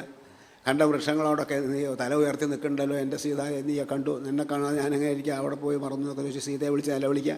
ഒരു ഭ്രാന്തനെ പോലെ. ഇപ്പോൾ ജ്ഞാനിയായിട്ടുള്ള ഒരാൾ എന്തിനാ എങ്ങനെ നിലവിളിക്കുന്ന ഭാര്യ കാണാതെ ഏതാ ചോദിച്ചാൽ അതിന് ചില കാരണം, അതിന് ചില രഹസ്യങ്ങളുണ്ട്. തനിക്ക് ഭാര്യയെ കാണാൻ സാധിക്കാനുള്ള വിഷമല്ല, തൻ്റെ ഇച്ഛയാണ് ഇതൊക്കെ നടക്കാനുള്ളതൊക്കെ അങ്ങനെ തന്നെ നടക്കുള്ളൂ. പിന്നെ എന്താ വെച്ചാൽ ഈ ദുഃഖിക്കുന്നത് പ്രജകൾക്ക് ചില ബോധ്യപ്പെടുത്താനാണ്. ഈ ശ്രീരാമചന്ദ്രൻ എവിടെയോ പോയിട്ട് ഒരു കല്ലുമ്പിൽ ചവിട്ടി അത് സുന്ദരിയായിട്ടുള്ള ഒരു സ്ത്രീയായിട്ട് മാറിയെന്നൊരു കഥ, അഹല്യയുടെ കഥ കേട്ടു. അപ്പോൾ ഈ മഹർഷിമാരൊക്കെ എന്ത് ചെയ്തു എന്നറിയോ, അവരുടെ ആശ്രമത്തിൻ്റെ മുമ്പിലൊക്കെ കുറേ കല്ല് പെറുക്കി കൂട്ടി വെച്ചു. എങ്ങാനും ശ്രീരാമൻ വന്ന് മുമ്പിൽ തൊട്ട് കഴിഞ്ഞാൽ ഇതൊക്കെ സുന്ദരികളായിട്ടുള്ള സ്ത്രീകളായി മാറാൻ രക്ഷപ്പെട്ടുമല്ലോ. അതാണ്. അപ്പോൾ അവരെ ബോധ്യപ്പെടുത്താനാണ് അത്ര ശ്രീരാമൻ നിലവിളിക്കുന്നത്. ഒരു ഭാര്യ ഉണ്ടായിട്ടുണ്ട്, എൻ്റെ ദുഃഖം നിങ്ങൾ കാണില്ല, ഈ കല്ലൊക്കെ നിങ്ങളുടെ സുന്ദരിമാരായ ഭാര്യമാരായി കഴിഞ്ഞാൽ നിങ്ങളുടെ കഥ എന്താ, കല്ലൊക്കെ എടുത്ത് മാറ്റിക്കോളും എന്നൊരു മുന്നറിയിപ്പും കൂടിയാണെന്ന് പറയുന്നുണ്ട്. അല്ലാണ്ട് ശ്രീരാമചന്ദ്രൻ്റെ യാതൊരു പ്രകാരത്തിലുള്ള ദുഃഖവും ഇല്ല. അത് അഭിനയം മാത്രമാണ്, മറ്റുള്ളവരെ ചിലത് ബോധ്യപ്പെടുത്താൻ. മർത്യാവതാരസ്തുഹ മർത്യശിക്ഷണം. എന്തിനാ മനുഷ്യനായിട്ട് അവതരിച്ചത്? മനുഷ്യരെ ചിലത് പഠിപ്പിക്കാൻ, എങ്ങനെ ജീവിക്കണമെന്ന് മനുഷ്യൻ മനസ്സിലാക്കണം. അല്ലാണ്ട് രക്ഷോ വധായവന കേവലം ആ രാക്ഷസനെ നിഗ്രഹിക്കൽ മാത്രമല്ല ഇതിൻ്റെ ഒരു പരമലക്ഷ്യം എന്നുള്ളതാണ്. ധർമാചരണം കൊണ്ട് നമ്മുടെ ഓരോ മനുഷ്യരിലുമുള്ള രാവണനെ വധിക്കാനാണ് അവതാരം. നമ്മുടെ ഉള്ളിലൊക്കെ രാക്ഷസത്വമുണ്ടേ. നമ്മുടെ ഉള്ളിൽ കാമം, ക്രോധം, ലോഭം, മോഹം, മതം, മാത്സര്യം, ഇതൊക്കെ ആസുരീ സമ്പത്താണ്. ഇത് നമ്മുടെ ഉള്ളിലുണ്ട്. അത് നശിക്കാനാണ് ധർമ്മം ആചരിക്കുന്നത്. അപ്പോൾ മനുഷ്യരിലെ കാമവും ക്രോധവും മോഹവും അതൊക്കെയാണ് രാവണൻ, രാക്ഷസന്മാരെ. അതിനെ നശിപ്പിക്കണമെങ്കിൽ മനുഷ്യത്വം ഉണ്ടാകും. രാവണനെ കൊല്ലാൻ ആർക്കാ സാധിക്കും? മനുഷ്യന് മാത്രമേ കൊല്ലാൻ സാധിക്കാവൂ എന്ന് പറഞ്ഞാൽ എന്താ അതിൻ്റെ അർത്ഥം? മനുഷ്യത്വം എവിടെയാണോ വർദ്ധിച്ചുണ്ടാകുന്നത് അവിടെയാണ് രാക്ഷസത്വം പരാജയപ്പെടുന്നത്. ഇന്നിപ്പോൾ മനുഷ്യത്വം ഇല്ലാതെ കണ്ടായി, രാക്ഷസത്വം മാത്രമേ ഉള്ളൂ. അപ്പോൾ അങ്ങനെ വരുമ്പോൾ നരകമായിരിക്കും ജീവിതത്തിൽ. പലപ്പോഴും എന്തെല്ലാം വാർത്തകളാണ് നമ്മൾ വായിക്കുന്നത്. അതുകൊണ്ട് ധർമ്മമൂർത്തിയാണ്. ആ ധർമ്മത്തെ നമ്മൾ സംരക്ഷിച്ചാൽ മാനുഷീകരണ ചൂർണമസ്തിത്തെ പാദയോരിഹി കഥാ പ്രതീയസി. ഭഗവാനെ അങ്ങയുടെ കാലിൽ മനുഷ്യനെ, കല്ലിനെ പോലും മനുഷ്യനാക്കുന്ന ഒരു പൊടിയുണ്ടെന്ന് കേട്ടിട്ടുണ്ട്. അതുകൊണ്ട് ഞാൻ കാലൊന്ന് കഴുകട്ടെ പറഞ്ഞു ഗുഹൻ തോണി കയറുന്നതിൻ്റെ മുമ്പേ. അതായത് ഭഗവാന്റെ പാദം ഒന്ന് കഴുകാനുള്ള ഭാഗ്യം സാധിക്കണം, അതിനുവേണ്ടി ഒരു സൂത്രം പറഞ്ഞതാണ്. മാനുഷീകരണ ചൂർണമസ്തി തേ പാദയോ. അങ്ങയുടെ കാലുകളിൽ ഒരു കല്ലിനെ സ്പർശിച്ചാൽ പോലും അത് സുന്ദരിയായിട്ടുള്ള സ്ത്രീയായിട്ട് മാറിയെന്ന് പറഞ്ഞാൽ അങ്ങനെയുള്ള ഒരു പൊടി എന്തോ കാലിലുണ്ട്. ആ പൊടിയൊക്കെ നല്ലോണം തട്ടിക്കളഞ്ഞാൽ ഞാൻ എൻ്റെ തോണിയിൽ കയറ്റുള്ളൂ. കാരണം തോണി എങ്ങാനും ഒരു സ്ത്രീയായിട്ട് മാറിക്കഴിഞ്ഞാൽ അതും ജഡമാണല്ലോ, ഞാൻ കുടുങ്ങിയില്ലേ, എനിക്ക് വീട്ടിലേക്ക് പോകാൻ പറ്റുമോ, ഭാര്യ അവിടെ കുഴപ്പാക്കും. അപ്പോൾ അതുകൊണ്ട് ഞാൻ കാലൊന്ന് കഴുകിക്കട്ടെ. സൂത്രത്തിൽ പറഞ്ഞത് അതായത് ഭഗവാന്റെ പാദ ശുശ്രൂഷ ചെയ്യാൻ അവസരം ഉണ്ടാകണം എന്നൊരു സമ്മതിച്ചു എന്നുള്ളതാണ്. അപ്പോൾ ധർമാചരണം കൊണ്ട് മാത്രമേ മനസ്സിന് ശാന്തി ഉണ്ടാവൂ എന്നുള്ളതാണ്. അതിന് ധർമ്മം ആചരിക്കണം. ഈ ധർമ്മം എന്താ എന്ന് പലപ്പോഴും പലർക്കും അറിയുന്നില്ല. എങ്ങനെ ആചരിക്കേണ്ട പന്ഥ, ഏതാണ് മാർഗം, ആരെയാണ് അനുസരിക്കേണ്ടത്? യക്ഷപ്രശ്നത്തിലൊരു ചോദ്യമുണ്ട്. അപ്പോൾ അതിൽ പറയാണ് ഈ ആരെയാണ് ഉപാസിക്കാൻ, ഏതാ മാർഗം എന്ന് വെച്ചാൽ മഹാത്മാക്കളെ എങ്ങനെ, മഹാജനോ ഏനഗത സപന്ഥ, മഹാത്മാക്കൾ ജീവിച്ച് കാണിച്ചിട്ടുണ്ട്, അതാണ് മാർഗം. അതുപോലെ ജീവിക്കുക, അത് മാത്രമേ നമ്മൾ വേണ്ടുള്ളൂ. ശ്രീരാമനെ കണ്ടുപിടിച്ചാൽ രാജാവ് പ്രജകളോട് എങ്ങനെ പെരുമാറണം, ശ്രീരാമനെ കണ്ടുപിടിക്കുക. അച്ഛനമ്മമാരോട് എങ്ങനെ പെരുമാറണം, അതൊക്കെയല്ലേ മഹത്വം. ഒരു മനുഷ്യൻ എന്തെല്ലാം ഗുണങ്ങളുണ്ടോ അതെല്ലാം ശ്രീരാമചന്ദ്രനിൽ കാണാനായിട്ട് സാധിക്കും. മാതൃഭക്തി, പിതൃഭക്തി, സഹോദര സ്നേഹം, ഇന്ദ്രിയ നിഗ്രഹം, പിന്നെ സദാചാരം, സരള സ്വഭാവം, ഏകപത്നി വ്രതം, ഉദാരത, ശരണാഗത വാത്സല്യം, തന്നെ ആശ്രയിച്ച ആളെ രക്ഷിക്കാനുള്ള ശരണാഗത വാത്സല്യം, വിനയം, മധുരമായ വാക്ക്, ഇതെല്ലാം ശ്രീരാമനിൽ കാണാൻ സാധിക്കും. വിപരീതമായിട്ടുള്ള ഒന്നുകൂടെ കാണാൻ സാധിക്കില്ല. അതാണ് അത്ഭുതമായിട്ടുള്ളത്. അപ്പോൾ അതുകൊണ്ട് അതാണ് ഈ അമ്മയും അച്ഛനും എങ്ങനെ പെരുമാറണം. കൈകേയി മാതാവിനോട് യാതൊരു ആക്ഷേപമില്ല ശ്രീരാമചന്ദ്രനെ. കാട്ടിൽ പോകണമെന്ന് പറഞ്ഞപ്പോൾ എന്തിനാ അമ്മ എനിക്ക് കാട് വെച്ച്, ഞാൻ എന്താ തെറ്റമ്മോട് ചെയ്തത് ചോദിച്ചിട്ടില്ല. സന്തോഷമായിട്ട് കാട്ടിലേക്ക് പോകുക. അതായത് തൻ്റെ തീരുമാനം, തൻ്റെ ഇച്ഛ, ഈശ്വര ഇച്ഛയല്ലേ നടക്കുക. തലേ ദിവസം നാരദർ അവിടെ വന്നു ശ്രീരാമചന്ദ്രനെ കാണാനായിട്ട്. അപ്പോൾ അവരെ നാരദരെ എതിരേറ്റിരുത്തി നമസ്കരിച്ചു. അങ്ങ് വന്നതുകൊണ്ട് എൻ്റെ ജന്മം സഫലമായി, എൻ്റെ ഗ്രഹം പരിശുദ്ധമായി എന്നൊക്കെ ശ്രീരാമചന്ദ്രൻ പറയുന്നുണ്ട്. മാത്രമല്ല സീതാദേവിയോട് കൂടി ചെന്ന് നമസ്കരിച്ചു നാരദരെ. എന്നിട്ട് വിനയപൂർവ്വം അങ്ങ് വന്നതുകൊണ്ട് എൻ്റെ ജന്മം സഫലമായി, അങ്ങയെ കണ്ടതുകൊണ്ട് ഈ വീട് പരിശുദ്ധമായി എന്നൊക്കെ പറയേണ്ട കേമായിട്ട് നാരദർ ചിരിക്കുകയാണ്. അങ്ങനെയൊക്കെ തന്നെ പറയേണ്ടത് ഒരു ഗൃഹസ്ഥൻ. പക്ഷേ എന്നോട് വേണ്ട, എനിക്കറിയാം അങ്ങ് ആരാണ്. ഞാനിവിടെ വന്നത് ദേവന്മാർ പറഞ്ഞയച്ചിട്ട്. അങ്ങയുടെ അവതാര ഉദ്ദേശം രാവണ നിഗ്രഹമാണ്. പക്ഷേ ഇവിടെ പട്ടാഭിഷേകത്തിന് വേണ്ട ഏർപ്പാടാണ് ചെയ്യണത്. രാജാവായിട്ട് ഇരുന്ന് കഴിഞ്ഞാൽ ഏത് കാലത്തായി ഈ രാവണ നിഗ്രഹമൊക്കെ നടക്കുക. അപ്പം മനുഷ്യനാകുമ്പോൾ ഈ മറവി സഹജമാണ്. മറവില്ലാത്ത മനുഷ്യരില്ല. അപ്പോൾ അതൊരു പക്ഷേ മനുഷ്യരൂപത്തിൽ അവതരിച്ചപ്പോൾ ലക്ഷ്യം എന്തിനു വേണ്ടി അവതരിച്ചു എന്നുള്ള ലക്ഷ്യം പക്ഷേ മറന്നിട്ടുണ്ടെങ്കിൽ അതൊന്ന് ഓർമ്മപ്പെടുത്താനാണ് ഞാൻ വന്നത്. ദേവന്മാർ പറഞ്ഞയച്ചിട്ടാണ്. അപ്പോൾ പറഞ്ഞു ശ്രീരാമചന്ദ്രൻ, ഞാനങ്ങനെ മറക്കൊന്നുമില്ല, മറന്നിട്ടുമില്ല. ഇവിടെ പട്ടാഭിഷേകമൊന്നും നടക്കാൻ പോയില്ല, നാളെ ഞാൻ കാട്ടിലേക്ക് പോവാന്ന്. കൈകൈ വരം ചോദിച്ചിട്ടില്ല, ദശരഥൻ വരം കൊടുത്തിട്ടില്ല. അതിൻ്റെ മുമ്പേ തീരുമാനിച്ചു കഴിഞ്ഞു താൻ കാട്ടിലേക്ക് പോകാൻ. നാരദരോട് പറഞ്ഞു. പിന്നെ പിറ്റേ ദിവസം കാട്ടിൽ പോകാൻ പറയുമ്പോൾ വല്ല വിഷമമുണ്ടാവും. അതായത് ഈശ്വരേച്ഛയാണ് ഇവിടെ നടക്കുന്നത്. നമ്മൾ കരുതണം, ഈശ്വരേച്ഛയാണ് നടക്കുന്നത്. നമ്മുടെ ആഗ്രഹം മുഴുവൻ നടന്ന അത്യപകട. അതുകൊണ്ട് ഭഗവാന് വിട്ടുകൊടുക്കുക നമ്മൾ കുറേ കാര്യങ്ങളൊക്കെ. അതാണ് ശ്രീരാമചന്ദ്രന് സാധിച്ചത്. അപ്പോൾ എങ്ങനെയാണ് അച്ഛനമ്മമാരോട് പെരുമാറേണ്ടത് ശ്രീരാമചന്ദ്രൻ്റെ കണ്ടുപഠിക്കണം. മാതൃദേവോ ഭവ, പിതൃദേവോ ഭവ, ആചാര്യദേവോ ഭവ, അതിഥി ദേവോ ഭവ എന്നൊക്കെ നമ്മൾ പറയും. എന്താ അതിൻ്റെ അർത്ഥം? പ്രത്യക്ഷത്തിലുള്ള ഭഗവത് സ്വരൂപമാണ് മാതാവ്. അവിടെ വീട്ടിൽ നിന്ന് വേണം നമ്മൾ ഈ ധർമാചരണം തുടങ്ങാനായിട്ട്, ഭക്തിയൊക്കെ. അമ്മയിൽ ഈശ്വരഭാവം കാണാൻ നമുക്ക് സാധിക്കണം. കാരണം എത്ര ത്യാഗം അനുഭവിച്ചിട്ടാണ് ഒരമ്മ ഒരു കുട്ടിക്ക് ജന്മം നൽകുന്നത്, ആ കുട്ടിയെ വളർത്തിക്കൊണ്ടുവരുന്നത്. ആ അമ്മയോടുള്ള കടം വീട്ടാൻ ഒരു മകനും സാധ്യമല്ല എന്ന് പറയുന്നുണ്ട്. അതുകൊണ്ട് ഭരതനോട് പറഞ്ഞു, നീ അമ്മയെ ഒരിക്കലും കുറ്റപ്പെടുത്തരുത്. എൻ്റെ ആഗ്രഹമായിരുന്നു ഈ വനവാസം. അതുകൊണ്ട് ശ്രീരാമചന്ദ്രൻ്റെ കൈകയോട് പരിഭവമില്ല. മാത്രമല്ല ഭരതനോടും പറഞ്ഞു, അമ്മയെ നീയെ ഒരു പ്രകാരത്തിലും കുറ്റപ്പെടുത്തരുത്. ദിവസേന മാതാപിതാക്കളെ നമസ്കരിക്കുമായിരുന്നു ശ്രീരാമചന്ദ്രന്. നമ്മളൊക്കെ ചെയ്യേണ്ടതാണ്, ചെയ്തു വന്നിരുന്നതാണ് ഒരു കാലത്ത്. അച്ഛനമ്മമാരെ നമസ്കരിക്കുക. കാരണം ഭഗവാന്റെ കാരുണ്യം ഇവരിലൂടെയല്ലേ നമ്മൾ അനുഭവിക്കുന്നത്. എന്തെല്ലാം കഷ്ടപ്പെട്ടിട്ടാണ് അമ്മമാരെ കുട്ടികളെ വളർത്തുന്നത് ആലോചിച്ച് നോക്കൂ. അതിൻ്റെ കടം വീട്ടാൻ എത്ര യോഗ്യനായ മകനായാലും സാധ്യമല്ല എന്ന് ശ്രീരാമചന്ദ്രൻ തന്നെ പറയുന്നുണ്ട്. ദിവസേന നമ്മൾ മാതാപിതാക്കളെ നമസ്കരിക്കണം. ഇന്ന് എത്ര പേരുണ്ട് നമസ്കരിക്കുന്നവർ? ചിലരോട് ചോദിച്ചാൽ ആദ്യമൊക്കെ നമസ്കരിച്ചു, പിന്നെ കോളേജിലൊക്കെ കോളേജിലെത്തിയാൽ പിന്നെ പാടില്ല, പിന്നെ അമ്മയെ അച്ഛനെ നമസ്കരിക്കാൻ പാടില്ല, അവർ പറഞ്ഞ് അനുസരിക്കാൻ. അങ്ങനെ ഒരു ഭാവം. അങ്ങനെയാണെങ്കിൽ ആ വിദ്യാഭ്യാസം കൊണ്ട് എന്ത് പ്രയോജനം ആലോചിച്ച് നോക്കൂ. തലശ്ശേരിയിൽ അവിടെ അമൃതാനന്ദമയി മഠത്തിൽ ഗീതാജ്ഞാനം നടത്താനായിട്ട് പോയപ്പോൾ അവിടെ അമ്മയുടെ ഒരു സ്കൂൾ, അന്ന് 6ാം ക്ലാസ് വരെ ഉള്ളൂ. ആ കുട്ടികളെ എല്ലാവരെയും കൊണ്ടുവന്നു ഒരു ദിവസം അവർക്കൊരു കൗൺസിലിംഗ് ക്ലാസ്. അപ്പോൾ പ്രിൻസിപ്പാൾ പറഞ്ഞൊരു കഥ, ഈ നമ്മുടെ സംസ്കാരം കുട്ടികളിൽ വളരട്ടെ എന്ന് വിചാരിച്ചിട്ട് കുട്ടികളോട് പറഞ്ഞു, നിങ്ങൾ ദിവസേന അച്ഛനെ അമ്മയെ നമസ്കരിച്ചിട്ട് വേണം വീട്ടിൽ നിന്ന് പോരാൻ. കുട്ടികളല്ലേ പറഞ്ഞാൽ വേഗത ഏൽക്കും. കുട്ടികൾ ദിവസേന അച്ഛനെ അമ്മയെ നമസ്കരിച്ചിട്ട് പോകണം. അങ്ങനെ വന്നിട്ട് ചോദിക്കും, നിങ്ങളെല്ലാവരും അച്ഛൻ്റെ അമ്മമാരെ നമസ്കരിച്ചിട്ടാണ്? അത് നമസ്കരിച്ചിട്ടാണ് എന്ന് പറഞ്ഞു. ഒരു കുട്ടി പറഞ്ഞു, ഞാൻ നമസ്കരിച്ചിട്ടില്ല അച്ഛനെ. അതെന്താ? അച്ഛനതൊന്നും ഇഷ്ടമില്ല, നമസ്കരിക്കൊന്നും വേണ്ട, നീ പഠിച്ചാൽ മതി, നമസ്കരിച്ചൊക്കെ ഓരോ ആചാരങ്ങൾ പഴഞ്ചൻ, അതൊക്കെ പഴഞ്ചനാണ്, അച്ഛന് ഇഷ്ടമല്ല. അങ്ങനെയാണ് വിരോധമില്ല, അച്ഛനോടൊന്ന് വരാൻ പറയൂ പറഞ്ഞു. പിറ്റേ ദിവസം അച്ഛൻ വന്നു. പറഞ്ഞു, ഇവിടെ ഒരു നിയമങ്ങൾ ഉണ്ടാക്കി നമ്മുടെ ആ സംസ്കാരം കുട്ടികളിൽ വളരാൻ വേണ്ടിയിട്ട് അച്ഛനമ്മമാരെ നമസ്കരിച്ച് വരണമെന്ന്. കുട്ടികളൊക്കെ നമസ്കരിക്കുകയും ചെയ്തു. അങ്ങയുടെ കുട്ടി മാത്രം നമസ്കരിച്ചില്ല, അങ്ങയ്ക്ക് അത് ഇഷ്ടമില്ല എന്ന് പറഞ്ഞു. അതെന്താ ചോദിച്ചു. അല്ല, അതൊക്കെ പഴഞ്ചൻ ചിന്തകൾ, അതൊന്നും എനിക്ക് യോജിക്കാൻ വയ്യ. അപ്പോൾ കുട്ടികൾ നന്നായിട്ട് പഠിച്ചാൽ പോലും എന്തിനാണ് ഈ നമസ്കരിക്കണത്? വേണ്ട, അങ്ങനെയ്ക്ക് ഇഷ്ടമില്ലെങ്കിൽ വേണ്ട, ഒരാക്ഷേപമില്ല. പക്ഷേ ഒരു കാര്യം ചെയ്യണം, അങ്ങനെ കുട്ടിയെ വേറെ ഒരു വിദ്യാലയത്തിൽ ചേർക്കാം. കാരണം ഇവിടെ എല്ലാ കുട്ടികളും അനുസരിക്കും, ഒരു കുട്ടി മാത്രം അനുസരിക്കില്ല, അത് മോശമല്ലേ. അതുകൊണ്ട് അങ്ങയുടെ ഇവിടുന്ന് TC വാങ്ങിയിട്ട് വേറെ വല്ല വിദ്യാലയത്തിലും കൊണ്ടുപോയി ചേർക്കാൻ പറഞ്ഞു. അത് വയ്യ, അവിടെ നന്നായിട്ട് പഠിപ്പിക്കേണ്ടേ, അത് ഇവിടെ തന്നെ വേണം. ഇവിടെ വേണമെന്ന് വെച്ചാൽ ഇവിടുത്തെ ചിട്ടകളൊക്കെ പാലിക്കേണ്ടി വരും, അച്ഛനന്മാരെ നമസ്കരിക്കേണ്ടി വരും. കുടുങ്ങിയില്ല, അവസാനം എന്തെങ്കിലും അവിടെ നമസ്കരിച്ചോട്ടെ പറഞ്ഞിട്ട് മനസ്സില്ല മനസ്സോടുകൂടി കുട്ടിയെ നമസ്കരിക്കാൻ അനുവദിച്ചു. പിറ്റേ ദിവസം മുതൽ നമസ്കരിക്കാറുണ്ട്. ഇത് കഴിഞ്ഞ് 2 ആഴ്ച കഴിഞ്ഞപ്പോൾ ഈ അച്ഛൻ വീണ്ടും വന്നു പ്രിൻസിപ്പാളുടെ അടുത്ത്. എൻ്റെ മകള് എന്നെ ഇങ്ങനെ നമസ്കരിച്ച് ദിവസേന പോരും. ഞാനൊരു സത്യം പറയട്ടെ, പ്രിൻസിപ്പാളോട് പറയാം, ഞാൻ എൻ്റെ അമ്മയുമായിട്ട് പിണങ്ങിയിട്ട് 4 വർഷമായി. അമ്മയെ കാണാറുമില്ല, അമ്മയെ നമസ്കരിക്കാറുമില്ല, ഒന്നുമില്ല. അങ്ങനെ ഇരിക്കുമ്പോൾ ഗുരുസ്വാമി ശബരിമലയ്ക്ക് പോകാൻ സമയത്ത് ഗുരുസ്വാമി പറഞ്ഞു, അമ്മയെ നമസ്കരിച്ച് വരണമെന്ന്. അമ്മയോട് മിണ്ടാറില്ല, അമ്മയുടെ കുറ്റം പറയാല്ലാണ്ട് അമ്മയ്ക്ക് ഒന്നും കൊടുക്കൂല, അമ്മയോടൊരു സ്നേഹമില്ല. ഇനി അമ്മയെ പോയിട്ട് നമസ്കരിക്കും. ഗുരുസ്വാമി പറഞ്ഞാൽ ചെയ്യാണ്ടേ പറ്റില്ല, കുടുങ്ങിയില്ലേ. അവസാനം ഇയാൾ മനസ്സില്ല മനസ്സോട് കൂടി പോയി നമസ്കരിച്ചു തുടങ്ങി. നമസ്കരിച്ചപ്പോൾ അപ്പോഴും കുരുത്തക്കേട് പറഞ്ഞു, ഇവനെ പുലി പിടിച്ച് പോട്ടെ എന്ന് അനുഗ്രഹിച്ചോളൂ കിട്ടുമെന്നും പറഞ്ഞിട്ടാണ് നമസ്കരിച്ചത്. പക്ഷെ കുറച്ച് ദിവസം കഴിഞ്ഞ് എൻ്റെ കുട്ടി എന്നെ ഇങ്ങനെ നമസ്കരിച്ച് പോയപ്പോൾ എനിക്ക് തോന്നി, ഞാൻ എൻ്റെ അമ്മയോട് എങ്ങനെ പെരുമാറുന്നത് അത് ശരിയല്ല എന്ന് തോന്നി. ഞാൻ എൻ്റെ അമ്മയെ പോയി കണ്ടു, 2 ഓണപ്പട വാങ്ങിക്കൊടുത്തു, നമസ്കരിച്ചു. അമ്മയെ ഞാൻ എന്തെങ്കിലുമൊക്കെ കുരുത്തക്കേട് പറഞ്ഞിട്ടുണ്ടെങ്കിൽ അമ്മ ക്ഷമിക്കണമെന്ന് പറഞ്ഞു. അമ്മ എന്നെ കെട്ടിപ്പിടിച്ച് കരഞ്ഞു. നടന്ന സംഭവം. 4 വർഷം 6 വർഷമോ മറ്റേ ആയി അമ്മയോട് മിണ്ടിയിട്ടേ.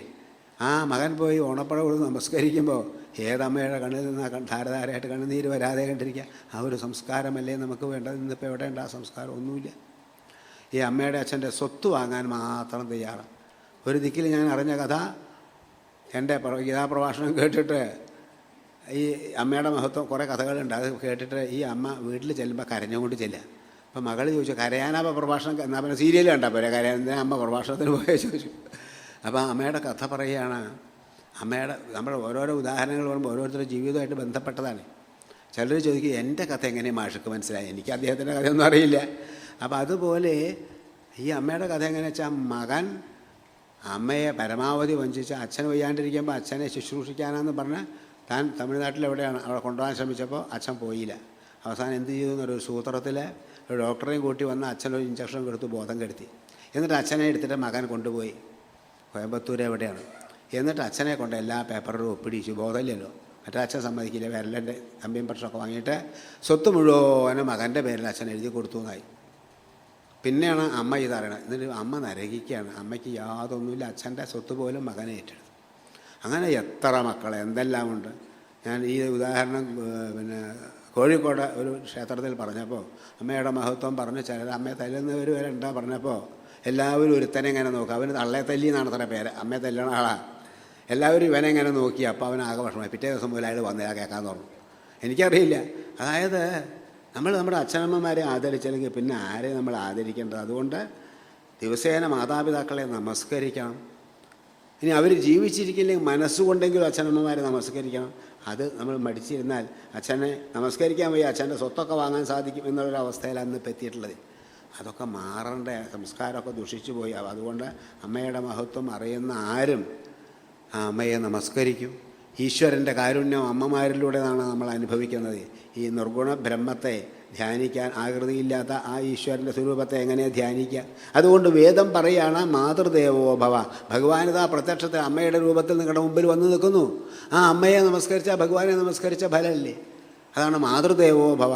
അതുകൊണ്ട് അമ്മയെ നമസ്കരിക്കണം എന്ന് വേദം പറയണം. അതാണ് മാതൃദേവോ ഭവ പറഞ്ഞത്. ശ്രീമാതാ, ശ്രീ മഹാരാജ്ഞി, ശ്രീമത് സിംഹാസനേശ്വരി. ശ്രീമാതാ ലളിതാ സഹസ്രനാമത്തിൽ ആദ്യം തന്നെ അമ്മയുടെ മഹത്വ. ശ്രീമാതാ, ശ്രീ മഹാരാജ്ഞി അങ്ങനെയല്ലേ തുടങ്ങുന്നത്.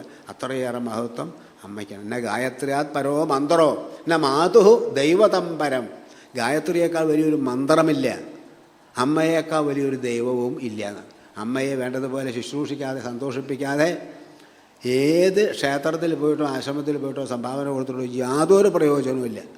കാരണം സ്വന്തം അമ്മയെ സംരക്ഷിക്കാനോ സ്നേഹിക്കാനോ സാധിക്കാത്ത ഒരുത്തൻ എന്ത് വഴിപാട് കഴിച്ചിട്ട് ഒരു പ്രയോജനമില്ല. അതുകൊണ്ട് പിതുശതഗുണം മാതാ ഗൗരവേണ തിരിച്ച്. അച്ഛനേക്കാൾ 100 ഇരട്ടി മഹത്വം അമ്മമാർക്കുണ്ട്. കാരണം അമ്മമാർ ഗർഭം ധരിച്ച് പ്രസവിച്ച കുട്ടികളെ വളർത്തി എന്തെല്ലാം ത്യാഗമാണ് അനുഭവിക്കുന്നത്.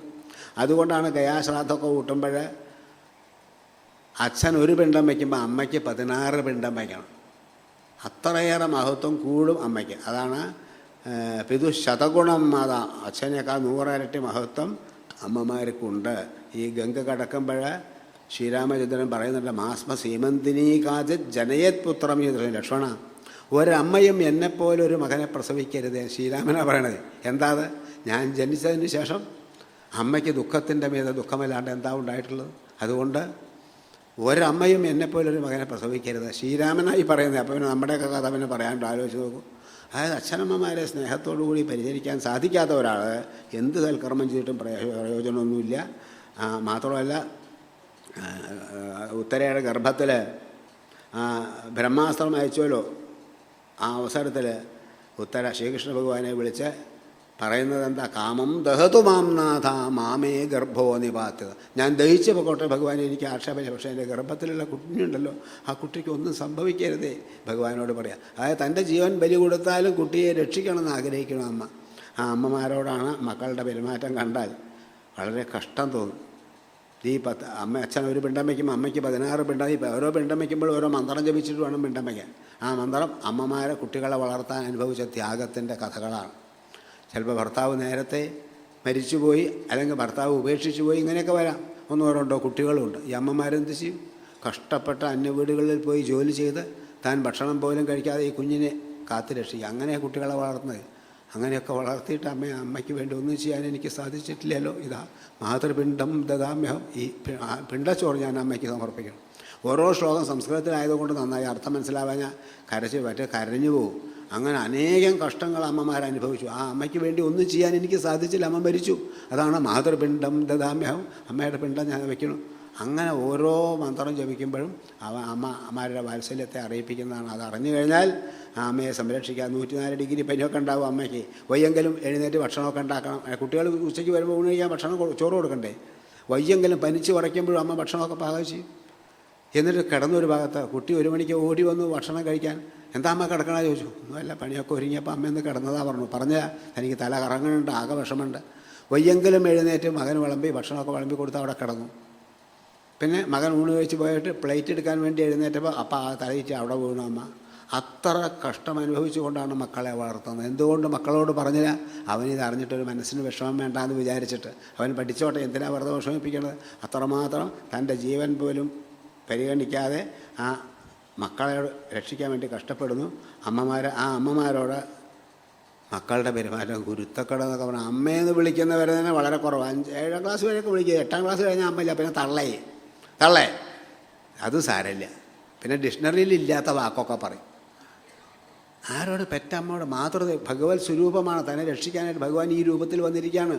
ഇത് മറന്നുകൊണ്ട് എന്തെല്ലാം കാര്യങ്ങൾ എന്തെല്ലാം വിധത്തിലാണ് പെരുമാറുന്നതെന്നൊരു അസഭ്യം പറയണം. ചിലപ്പോൾ തള്ള ഞാനൊരു ചവിട്ടങ്ങിട്ട് തന്നാൽ എന്ന് അമ്മയോട് പറയാൻ മടിയില്ലാത്ത മക്കൾ ആരോടായി പറയുന്നത്? അമ്മയ്ക്ക് അപ്പോഴും വിഷമമില്ല. എത്ര ഗുരുത്തം കെട്ടവനാണെങ്കിലും അമ്മയ്ക്ക് മക്കളെ വെറുക്കാൻ സാധ്യമല്ല. വളരെ ഗുരുത്തക്കെട്ടുണ്ടെങ്കിൽ അമ്മ എന്താ പറയുക? അവനിപ്പോൾ കണ്ടകശിനെ പണിക്കര് പറഞ്ഞു 24 വയസ്സ് വരെയുണ്ട്, വളരെ ചീത്ത സമയം. അതുകൊണ്ടാണ് അവൻ ചീത്തയത്, അല്ലാണ്ട് എൻ്റെ മകൻ ചീത്തയെന്ന് പറയുമോ? പിന്നെ ഇവിടുത്തെ കൂട്ടുകെട്ടൊക്കെ മോശമാണ്. ഇവനെ കൊണ്ടാണ് നാട് മുഴുവൻ ചീത്തയാണ്. പക്ഷെ അമ്മ പറയണത് കൂട്ടുകെട്ട് മോശം. അതാണ് തൻ്റെ മകൻ ചീത്തയാണെന്ന് ഒരു അമ്മയ്ക്ക് പറയാൻ സാധ്യമല്ല. തല്ലിയാലും അമ്മയ്ക്ക് വിഷമമില്ല. ദേഷ്യം വന്നപ്പോൾ കൊടുത്തു അമ്മയെ ഒരാട്ടി. അപ്പോൾ അമ്മ എല്ലും കോലുമായിട്ടുണ്ട് മക്കളെ വളർത്താൻ കഷ്ടപ്പെട്ടിന് കിടന്നിട്ടേ ആ എല്ലും പേര് തട്ടിയപ്പോൾ എൻ്റെ കൈ ഉളുക്കി. അയ്യോ എൻ്റെ കയ്യേ പറഞ്ഞു അമ്മയെ തല്ലിയിട്ടേ.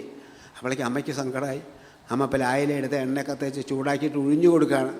മോൻ തല്ലുമ്പോൾ എല്ലില്ലാത്ത സ്ഥലം നോക്കി തല്ലിക്കൂടെ? എല്ലില്ലാത്ത സ്ഥലം തല്ല് നിർത്തണ്ട, പക്ഷേ എല്ലില്ലാത്ത സ്ഥലം. മകൻ്റെ കൈ വേദനിക്കാൻ വയ്യാടില്ല. അതാണ് അമ്മമാർ. ആ അമ്മയുടെ മഹത്വം എങ്ങനെ പറയാനാണ്? എന്തൊക്കെ പറഞ്ഞാലും അമ്മയ്ക്ക് ആക്ഷേപമില്ല. അമ്മയെ തല്ലിയാലും വിരോധമില്ല. എന്തായാലും അമ്മയ്ക്ക് ആക്ഷേപമില്ല. പറഞ്ഞു, നീ എന്ത് വാക്ക് വേണമെങ്കിൽ എന്നെ പറഞ്ഞു, പക്ഷേ പുറമേക്കാരും ഉള്ളപ്പോൾ ഇങ്ങനത്തെ വാക്കൊന്നും പറയരുതേ മോനെ. കാരണം അവർ തൻ്റെ മകനെക്കുറിച്ച് എന്താ ധരിക്കുക? വീട്ടിൽ ഭേദപ്പെട്ട 2-3 നാൾ എന്തോ ആവശ്യത്തിന് വന്നപ്പോൾ ഇവൻ ആ ദേഷ്യം വന്നിട്ട് പണ്ട് അമ്മയെ വിളിക്കുന്ന അസഭ്യം ചീത്ത വാക്കുകളൊക്കെ പണ്ട് അമ്മയെ വിളിക്കുക. വന്നവരാകെ ചൂളിപ്പോയി. എൻ്റെ ഈശ്വരൻ, മകൻ അമ്മയെ വിളിക്കുന്ന വാക്കുകളാണോ ഇത്? അമ്മ എന്താ ചെയ്യുക? കേൾക്കലാണ്ട്. അവർ പോയി കഴിഞ്ഞപ്പോൾ അമ്മ പൊട്ടിക്കരഞ്ഞു. എൻ്റെ മോനെ അവരുടെ മുമ്പിൽ വെച്ച് ഇങ്ങനെ പറഞ്ഞുവല്ലോ. നിനക്കറിയോ 2ാം ക്ലാസ് പഠിക്കുമ്പോഴേ ഈ അമ്മിഞ്ഞെ കുടിച്ചിട്ടാണ് പോവുക. എല്ലാവരും കളിയാക്കും, എന്നാലും നിനക്ക് ഈ പാല് വേണം. എൻ്റെ മുഖത്ത് നോക്കിയിട്ട് നീ ഇങ്ങനത്തെ വാക്ക് പറഞ്ഞോലോ മോനെന്ന് പറഞ്ഞപ്പോൾ പിന്നെ അതിലേറെ ദേഷ്യം.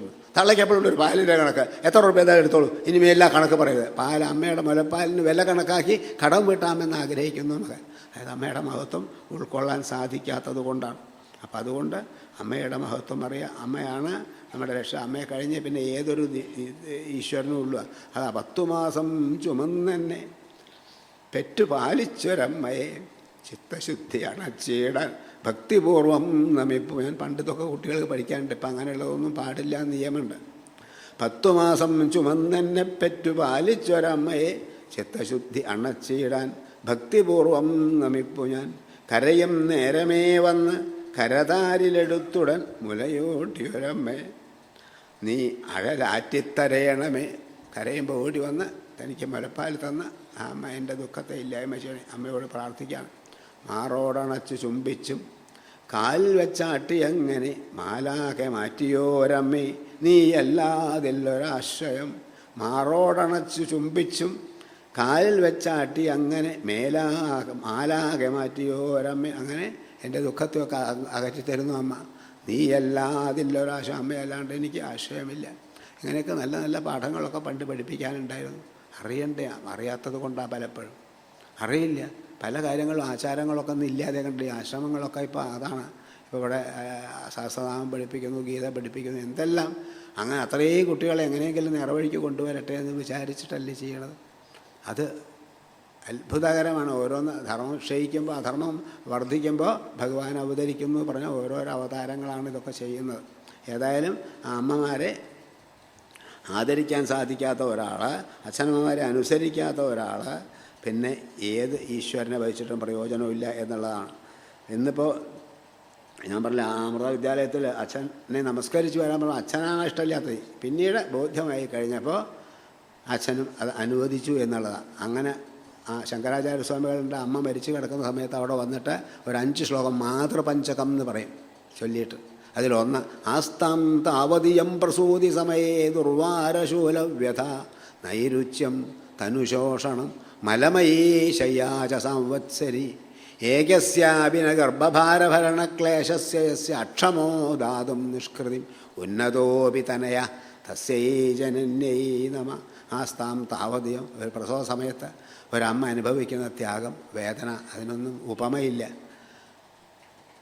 ഇനി നൈരുച്യം, അത് വേണ്ട, ഗർഭം ധരിച്ച നിമിഷം മുതൽ അമ്മയ്ക്കുള്ള വിഷമങ്ങൾ. നൈരുച്യം, ഭക്ഷണം കഴിക്കേണ്ട ഭക്ഷണത്തിൽ രുചിയില്ല. തനുശോഷണം, ശരീരം അങ്ങനെ ക്ഷീണിച്ചു വരുന്നു. മലമയീ ശയ്യാച സംവത്സരി, ഒരു കൊല്ലക്കാലമെങ്കിലും ആ മലമൂത്രങ്ങളുടെ മധ്യത്തിലാണ് അമ്മയുടെ കിടപ്പ്. ഗർഭം ധരിച്ചു കഴിഞ്ഞാൽ തുടങ്ങിയ കഷ്ടങ്ങളും വേദനകളും. എങ്ങനെയെങ്കിലും ഇത് 2 ദിക്കിലായി കിട്ടണ്ടേ. വേദന സഹിക്കാൻ, പ്രസവ വേദന സഹിക്കാൻ വയ്യ. അതിൻ്റെ പുറമെ വല്ല അബദ്ധം വന്നാലോ പേടി എപ്പോഴും ഉണ്ടാവും. ചിലപ്പോൾ ഡോക്ടർമാർ ചോദിക്കും അമ്മ വേണോ കുട്ടി വേണോ, ഏതെങ്കിലും ഒന്നേ പറ്റുള്ളൂ. ചിലപ്പോൾ ആദ്യത്തെ പ്രസവത്തിൽ 2 നഷ്ടപ്പെട്ട കഥയും നമുക്കറിയാം. അപ്പോൾ ജീവൻ പണയം വെച്ചുകൊണ്ടാണ് അമ്മ ഗർഭം ധരിക്കുന്നത്, പ്രസവിക്കുന്നത്, കുട്ടികളെ വളർത്തുന്നത്. അപ്പം അതുകൊണ്ട് ആസ്താം താവതിയം പ്രസൂതി സമയേ ദുർവാരശൂലവ്യ, പ്രസവാവസരത്തിൽ സഹിക്കാൻ വയ്യാത്ത വേദന. നൈരുച്യം തനുശോഷം, ഭക്ഷണം കഴിക്കണം എന്നുണ്ട്, രുചിയില്ല, ശരീരം ക്ഷീണിക്കുന്നു. നൈരുച്യം തനുശോഷണം മലമയീ ശയ്യാചസാം, ഒരു കൊല്ലക്കാലമെങ്കിലും ഈ കുട്ടികളുടെ മലമൂത്രങ്ങളുടെ മധ്യത്തിൽ അമ്മയുടെ കിടപ്പ്. ഏകസ്യാപിന ഗർഭഭാരഭരണക്ലേശസ്യ യസ്യ അക്ഷമോ ദാതും നിഷ്കൃതി.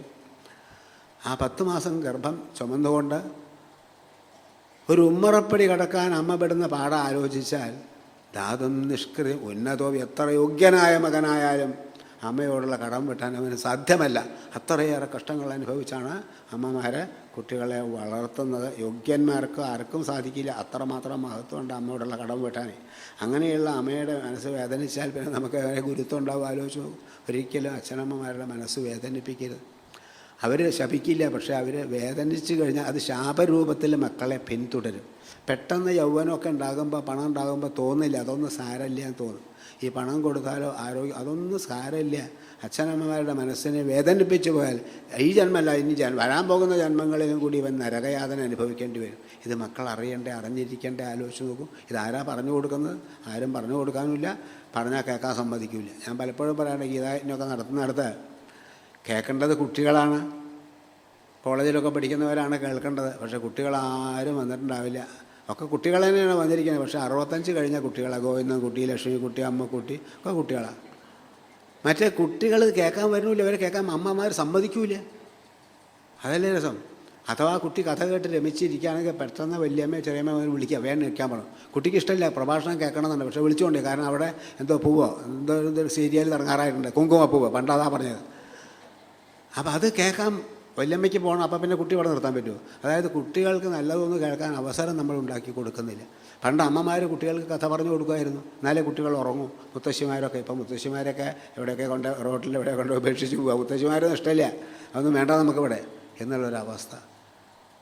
കോഴിക്കോട് റേഷൻ ഓഫീസിൽ ഒരു വളപ്പ റേഷ്യ ഞാൻ വേണ്ടി ചെന്നപ്പോൾ അവിടെ ഒരു ചർച്ച നടക്കുകയാണ്. 7 മക്കളുണ്ട് ഒരമ്മയ്ക്ക്.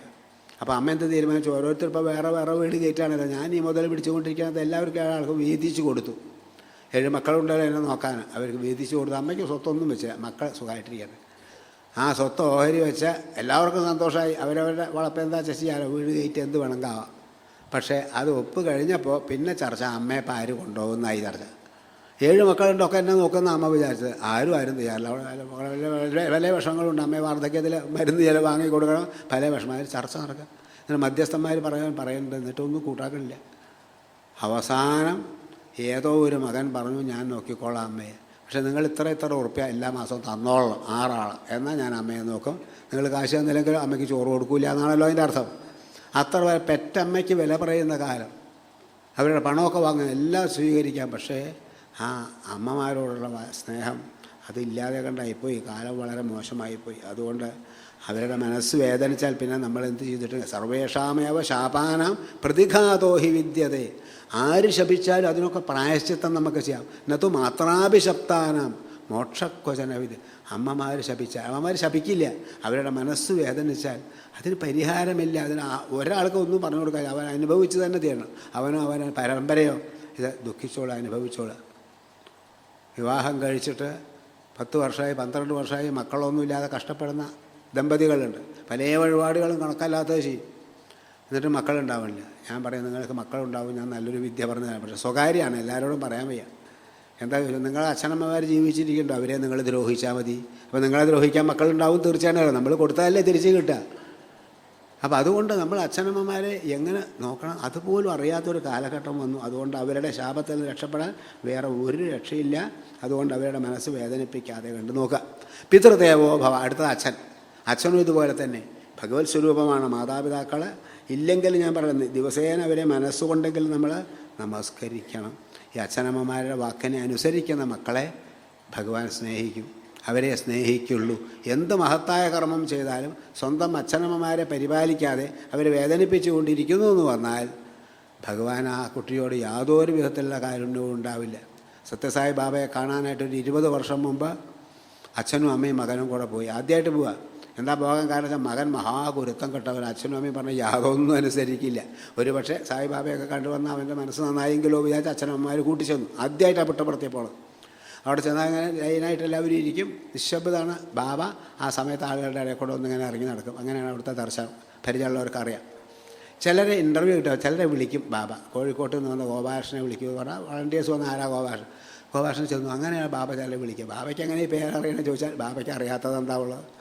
എന്നിട്ട് ബാബ ആ റൂമിൽ പോയിട്ട് നേരിട്ട് സംസാരിക്കാനും പാദ നമസ്കാരത്തിനും ഒക്കെ അവസരം കിട്ടും. അപ്പോൾ ഈ അച്ഛനും അമ്മയും മകനെയും കൊണ്ട് പോയി മകൻ്റെ കുരുത്തക്കെട്ട് സഹിക്കാൻ വയ്യായിട്ട് എന്നാൽ എങ്ങനെയെങ്കിലും നേരെ ആവട്ടെ. അവരെ ഭാഗ്യത്തിന് ആദ്യത്തെ തവണ പോയപ്പോൾ തന്നെ ബാബ വിളിച്ചു. ഇൻ്റർവ്യൂ കിട്ടാമെന്നാണ് പറയുക. അവിടെ പോയി അവരോട് സംസാരിച്ചു. അവർ ആദ്യം നമസ്കരിച്ചു ബാബയെ. അത് കഴിഞ്ഞ് മകൻ നമസ്കരിക്കാൻ പുറപ്പെട്ടപ്പോൾ ബാബ പിന്നാക്കം മാറി. പാദ നമസ്കാരം കൊടുത്തില്ല. അച്ഛനും അമ്മയ്ക്കും ആകെ വിഷമായി. അവർ കരയാൻ തുടങ്ങി. ബാബ പറഞ്ഞു, അച്ഛനമ്മമാരെ ആദരിക്കാത്ത മക്കളെ എനിക്ക് ഇഷ്ടമല്ല, അവർക്ക് ഞാൻ പാദ നമസ്കാരം കൊടുക്കില്ല. അപ്പോൾ ഈ മകനെ അത്ഭുതമായി. എങ്ങനെ ഇപ്പം ഞാനിങ്ങനെ ഗുരുത്തം കെട്ടവരാണെന്ന് എങ്ങനെ ബാബയ്ക്ക് മനസ്സിലായി? അച്ഛനും അമ്മയൊന്നും പറഞ്ഞിട്ടില്ല, എൻ്റെ കൂടെയാണല്ലോ. അവസാനം ഇവൻ പൊട്ടിയാണ്ട് കാര്യം ഞാൻ അച്ഛനും അമ്മയും പറഞ്ഞത് അനുസരിച്ചോളാം എന്ന് പറഞ്ഞു. എന്നാൽ ആദ്യം നീ അവരെ നമസ്കരിക്കുക പറഞ്ഞു ബാബ. ആദ്യം അച്ഛനമ്മമാരെ നമസ്കരിപ്പിച്ചു, എന്നിട്ട് ബാബ പാദ നമസ്കാരം കൊടുത്തു. അതായത് അച്ഛനമ്മമാരെ ആദരിക്കാതെ സ്നേഹിക്കാതെ അങ്ങനെയുള്ള മക്കളുടെ എന്ത് ചെയ്തിട്ടും ഒരുപാട് വെച്ചാൽ അതൊന്നും ഭഗവാൻ ഏറ്റെടുക്കില്ല. ആദ്യം വേണ്ടത് അച്ഛനമ്മമാരെ ആദരിക്കാൻ പഠിക്കാനുള്ള മനസ്സുകൊണ്ടെങ്കിലും അവരെ നമസ്കരിക്കണം. ആ കുടുംബത്തിന് മുഴുവൻ ഐശ്വര്യം അച്ഛനമ്മയെ അനുസരിച്ചാൽ മതി. ഒരിക്കലും ഒരു അച്ഛൻ പറഞ്ഞു മകനോട് അമ്പലത്തിൽ പോകാൻ അച്ഛൻ ഇഷ്ടമില്ല, മക്കളെയും പറഞ്ഞയക്കില്ല. അപ്പോൾ മക്കൾ സ്കൂളൊക്കെ പോകുമ്പോൾ കുട്ടികൾ അവിടെ ഉത്സവമോ അവിടുത്തെ പല കാര്യങ്ങളും പറയുമ്പോൾ ഈ കുട്ടിക്ക് മോഹമാവും. അച്ഛൻ ഞാനൊന്ന് അമ്പലത്തിൽ പോട്ടെ, ഒന്നും വേണ്ട മോനെ, നമുക്കാവൊന്നും പറ്റില്ല. അച്ഛൻ സമ്മതിക്കാതെ അവൻ പോവില്ല. ഇടയ്ക്കിടയ്ക്ക് ഇങ്ങനെ നിർബന്ധമായിട്ട് പറയാൻ തുടങ്ങിയപ്പോൾ അച്ഛൻ തോന്നുന്ന പാവം പൊക്കോട്ടെ. കാരണം ഇപ്പോഴത്തെ മക്കൾ ചോദിക്കാറുണ്ട്, അവർ അമ്പലത്തിലല്ലേ അവിടെ ലോകം മുഴുവൻ പോയി വന്നിട്ട് പിന്നെ അച്ഛൻ വേറെ വല്ലവരും പറയുമ്പോഴാണ് അറിയാം മകനെ അവിടെ കണ്ടുവല്ലോ ഇവിടെ കണ്ടുവല്ലോ. ഇതല്ല, അച്ഛൻ പറഞ്ഞതേ അവരനുസരിക്കുള്ളൂ. അവസാനം പോയി കൊള്ളാൻ പറഞ്ഞു. പക്ഷെ ഒരു കാര്യം, അമ്പലത്തിൽ പോയി ഉടനെങ്കിലും പോയില്ല. അവിടെ ഗീത ഭാഗവതമൊക്കെ പ്രഭാഷണം അതൊന്നും കേട്ടു പോരുത്. ചെവിയിൽ വിരൽ വെച്ചോളണം. അങ്ങനെ വേഗത്തിൽ തിരിച്ചു വരണം. അച്ഛൻ സമ്മതിച്ചോളാം. സന്തോഷമായി അവൻ അമ്പലത്തിൽ പോയി. അപ്പോൾ അവിടെ പ്രഭാഷണങ്ങൾ നടക്കണ്ടേ, അവൻ ചെവിയിൽ വിരൽ വെച്ച് ഇത് കേൾക്കരുതെന്ന് അച്ഛൻ പറഞ്ഞിട്ടുണ്ടേ. അങ്ങനെ തൊഴുത് പ്രദർശനം വയ്ക്കും. അപ്പോൾ ഒക്കെ ചെവിയിൽ വിരലുണ്ടാവും. അങ്ങനെ ദിവസേന പോകാനാണ്. അപ്പോൾ പ്രഭാഷണം ഒന്നും കേൾക്കില്ല, വേഗം വരുന്നുണ്ട്. അപ്പോൾ അച്ഛന് സംശയം ഉണ്ടായില്ല. അപ്പോൾ എന്താ ഈ പ്രഭാഷണമൊന്നും കേൾക്കരുതെന്ന് അച്ഛൻ പറയാൻ കാരണം വെച്ചാൽ അത് കേട്ടാൽ പിന്നെ മക്കളെ നമ്മുടെ ഇഷ്ടം പോലെ വളർത്താൻ പറ്റില്ല. അച്ഛൻ്റെ ജോലിക്ക് മകൻ്റെ സഹായമൊന്നും കിട്ടില്ല. എന്താ അച്ഛൻ്റെ ജോലി? അച്ഛന് നൈറ്റ് ഡ്യൂട്ടി രാത്രിയാണ്. വല്ലവരുടെയും തെങ്ങിൻ്റെ മുകളിൽ കയറിയിട്ട് തേങ്ങ വലിക്കുക, മോഷണമാണ് അച്ഛൻ്റെ ജോലി. അപ്പം മകനാണ് അതിന് കാവൽ നിൽക്കാൻ. ഈ ഗീത ഭാഗവത പ്രഭാഷണമൊക്കെ കേട്ടാൽ മക്കളെ അതിന് കിട്ടില്ല. അതുകൊണ്ടാണ് പോകണ്ട പറഞ്ഞത്. അവൻ അങ്ങനെ കേൾക്കരുത്, കഥ കേൾക്കരുത് പറഞ്ഞു. അവൻ പോയി തൊഴുത ചെവിയിൽ വിരൽ വെച്ചു പോയി. അങ്ങനെ കണ്ടപ്പോൾ ഭഗവാന് സന്തോഷമാവില്ല. അച്ഛൻ്റെ വാക്ക് അക്ഷരം പറഞ്ഞ് ഇങ്ങനെ അനുസരിക്കുന്ന ഒരു മകനെ എങ്ങനെ ഭഗവാൻ സ്നേഹിക്കാതെ കണ്ടിരിക്കുക? അവരെ അനുഗ്രഹിക്കണമെന്ന് ഭഗവാൻ തീരുമാനിച്ചു. ഭഗവാന്റെ വിചിത്ര രൂപ സ്തവഖല്ലു അനുഗ്രഹം. ഭഗവാന്റെ അനുഗ്രഹം വിചിത്രമാണ്, നമുക്ക് പെട്ടെന്ന് മനസ്സിലാവില്ല. ഒരു ദിവസം പ്രദർശനം വയ്ക്കുന്ന സമയത്ത് അവൻ്റെ കാലിലൊരു മുള്ള് തറച്ചു. തൊട്ടാവായിട്ട് മുള്ളായിരുന്നു നടക്കാൻ പറ്റില്ലല്ലോ. മുള്ള് തറച്ചപ്പോൾ മുള്ളെടുക്കണം. അപ്പോൾ ഏതോ ഒരു അമ്മയോട് ഒരു പിന്ന് വാങ്ങി. എന്നിട്ട് കാല ഒരു ദിക്കിൽ കയറ്റി വെച്ച് ഒരു 15-10 മിനിറ്റ് എടുത്തു ഈ മുള്ളെടുക്കാൻ. ആ സമയം കഥ കേട്ടു. കഥ കേൾക്കരുതെന്ന് അച്ഛൻ പറഞ്ഞു. പക്ഷേ മുള്ള് തറച്ചുകൊണ്ട് വൃത്തിയില്ല, വിരലെടുക്കണ്ടേ ചെവിയിൽ നിന്ന്. അപ്പോൾ ആ കഥ എന്താ കേട്ടത് വെച്ചാൽ പ്രഭാഷകൻ പറയുന്നത്, നമ്മൾ എന്ത് ചെയ്യുമ്പോഴും ഒന്ന് ഓർക്കുക, ഇതൊക്കെ ഒരാൾ മുകളിൽ കാണുന്നുണ്ട്. ആ ഭഗവാൻ കാണുന്നു എന്നറിഞ്ഞാൽ നമ്മളെങ്ങനെ പാപകർമ്മങ്ങൾ ചെയ്യുന്നത്? അതുകൊണ്ട് എന്ത് ചെയ്യുമ്പോഴും അത് ഓർക്കണം, ഇതൊരാൾ കാണുന്നു മുകളിൽ. അത് കുട്ടികൾ കേട്ടാൽ തറയ്ക്കും കുട്ടികളുടെ മനസ്സിൽ. ആ കുട്ടി അത് കേട്ടു വന്നു. പിറ്റേ ദിവസം ഇതുപോലെ പതിവ് പോലെ മോഷണത്തിന് അച്ഛൻ്റെ കാവൽ നിൽക്കാൻ പോയി. തെങ്ങിൻ്റെ മുകളിൽ അച്ഛൻ കയറി വല്ലവരുടെയും തേങ്ങ വഴിക്കാനാണ്. അപ്പോൾ ഇവന് ഈ കഥ ഓർമ്മ വന്നു. അതാ അച്ഛൻ അവൻ കാണുന്നു. അച്ഛൻ പടപടോന്ന് ഇറങ്ങി ഓടി. കുടുങ്ങിയില്ലേ? വല്ല വീട്ടിൽ കയറി ഓടൊക്കെ വിളിച്ച് അകത്ത് കിടക്കാൻ നേരത്തെ അതാ അവൻ കാണുന്നു പറഞ്ഞാൽ അച്ഛൻ ഓടി. ഇവനെയും കൊണ്ട് ഈ ജോലിക്ക് പോകാൻ വയ്യാതായി. അവസാനം പിന്നെ വേറെ വല്ല കച്ചവടം പിന്നെ ജോലി ചെയ്യാനല്ല, മോഷണം നിർത്തി വേറെയുള്ള ജോലിയിൽ ഏർപ്പെട്ടു അച്ഛൻ എന്ന് പറയുക. അപ്പോഴും ജീവിക്കുക, എല്ലാവരും മോഷ്ടിച്ചിട്ടല്ലല്ലോ ജീവിക്കുന്നത്. അത് ഭഗവാന്റെ അനുഗ്രഹമാണ്. കാരണം ഇല്ലെങ്കിൽ നാളെ മോഷ്ടാവിനെ പിടിക്കുമല്ലോ, പിടിച്ചാൽ നാട്ടുകാർ വേണ്ടതുപോലെ പെരുമാറും. ചിലപ്പോൾ കയ്യും കാലും തല്ലി ഒടിച്ചു എന്ന് വരാം. അതുകൂടാതെ രക്ഷപ്പെട്ടുമല്ലോ. എന്താ കാരണം? അച്ഛൻ്റെ വാക്ക് മകൻ അനുസരിച്ചു എന്നാ കാരണം. ആ മകനോട് ഭഗവാന് വാത്സല്യമുണ്ടായി. അതുകൊണ്ട് ആ കുടുംബം മുഴുവൻ രക്ഷപ്പെട്ടു. അതുകൊണ്ട് അച്ഛനമ്മമാരെ അനുസരിക്കുക എന്നുള്ളത് നിർബന്ധമായും നമ്മൾ ചെയ്യേണ്ടതാണ്. ഇതൊക്കെയാണ് കാണിച്ചു തരുന്നത്. ശ്രീരാമചന്ദ്രൻ ദശരഥ മഹാരാജാവ് 3 വിവാഹം കഴിച്ചു. അതുകൊണ്ടാണ് ഈ കുഴപ്പമൊക്കെ ഉണ്ടായത്. പക്ഷേ അതൊന്നും ശ്രീരാമചന്ദ്രൻ പറഞ്ഞില്ല. അച്ഛൻ 3 വിവാഹം കഴിച്ചാൽ തക്കതായ കാരണമുണ്ടാവും. അത് എനിക്ക് ചിന്തിക്കേണ്ട കാര്യമില്ല. അച്ഛൻ്റെ തെറ്റ് നോക്കാൻ നമുക്കെന്താ അധികാരം?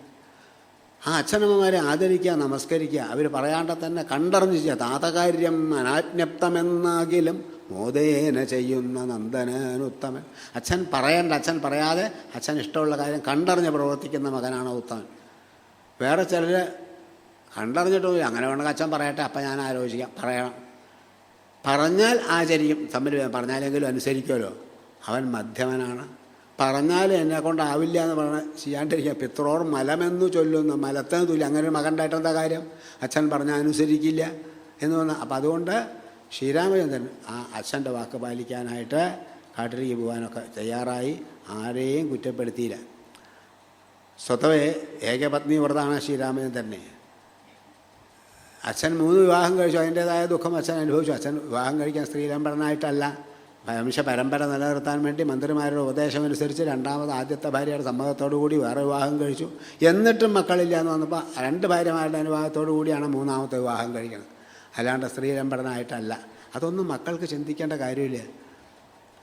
നമ്മൾക്ക് ഇഷ്ടം ഒരു കല്യാണം കഴിച്ചാൽ മതി. കാരണം അറിവുള്ളവർ ഒന്നിലധികം കഴിക്കും. ഒന്ന് കഴിച്ചാൽ തന്നെയുള്ള വിഷമം എന്താണെന്ന് കഴിച്ചവർക്കൊക്കെ അറിയാം.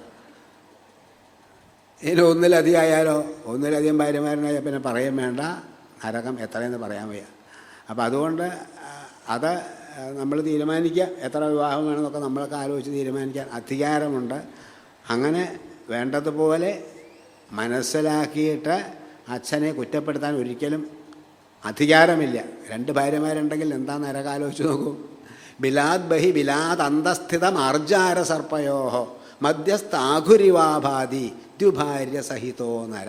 2 ഭാര്യയുള്ള ആളുടെ അവസ്ഥ എന്താ വെച്ചാൽ, ഒരു എലിയെ കണ്ടപ്പോൾ അതിനെ പിടിക്കാൻ പൂച്ച പിന്നാലെ. എലി മരണം എപ്പോഴാണ് ഓടി പൂച്ച പിടിക്കുന്നു വന്നപ്പോൾ ചെറിയൊരു മാളം കണ്ടു, അതിൻ്റെ ഉള്ളിലേക്ക് കടന്നു. ഇനി പൂച്ചയ്ക്ക് കിടക്കാൻ പറ്റില്ല. നോക്കുമ്പോൾ അതിൻ്റെ ഉള്ളിൽ ചെന്നപ്പോൾ മൂർഖം പാമ്പ് ഇങ്ങനെ നൊട്ടി നിൽക്കാം. പാമ്പിൻ്റെ വായലിലേക്കാണ് പോണത്. കേമായില്ലേ. എലി തിരിച്ച് ഇങ്ങോട്ട് ഓടിയപ്പോൾ ഇവിടെ പുറത്തെ പൂച്ച, അകത്ത് പാമ്പ്. ഈ നടുക്ക് നിൽക്കണ എലിക്ക് പരമസുഖാവില്ല. ഇതുപോലെയാണ് 2 ഭാര്യമാരുള്ള ഭർത്താവിൻ്റെ അവസ്ഥ.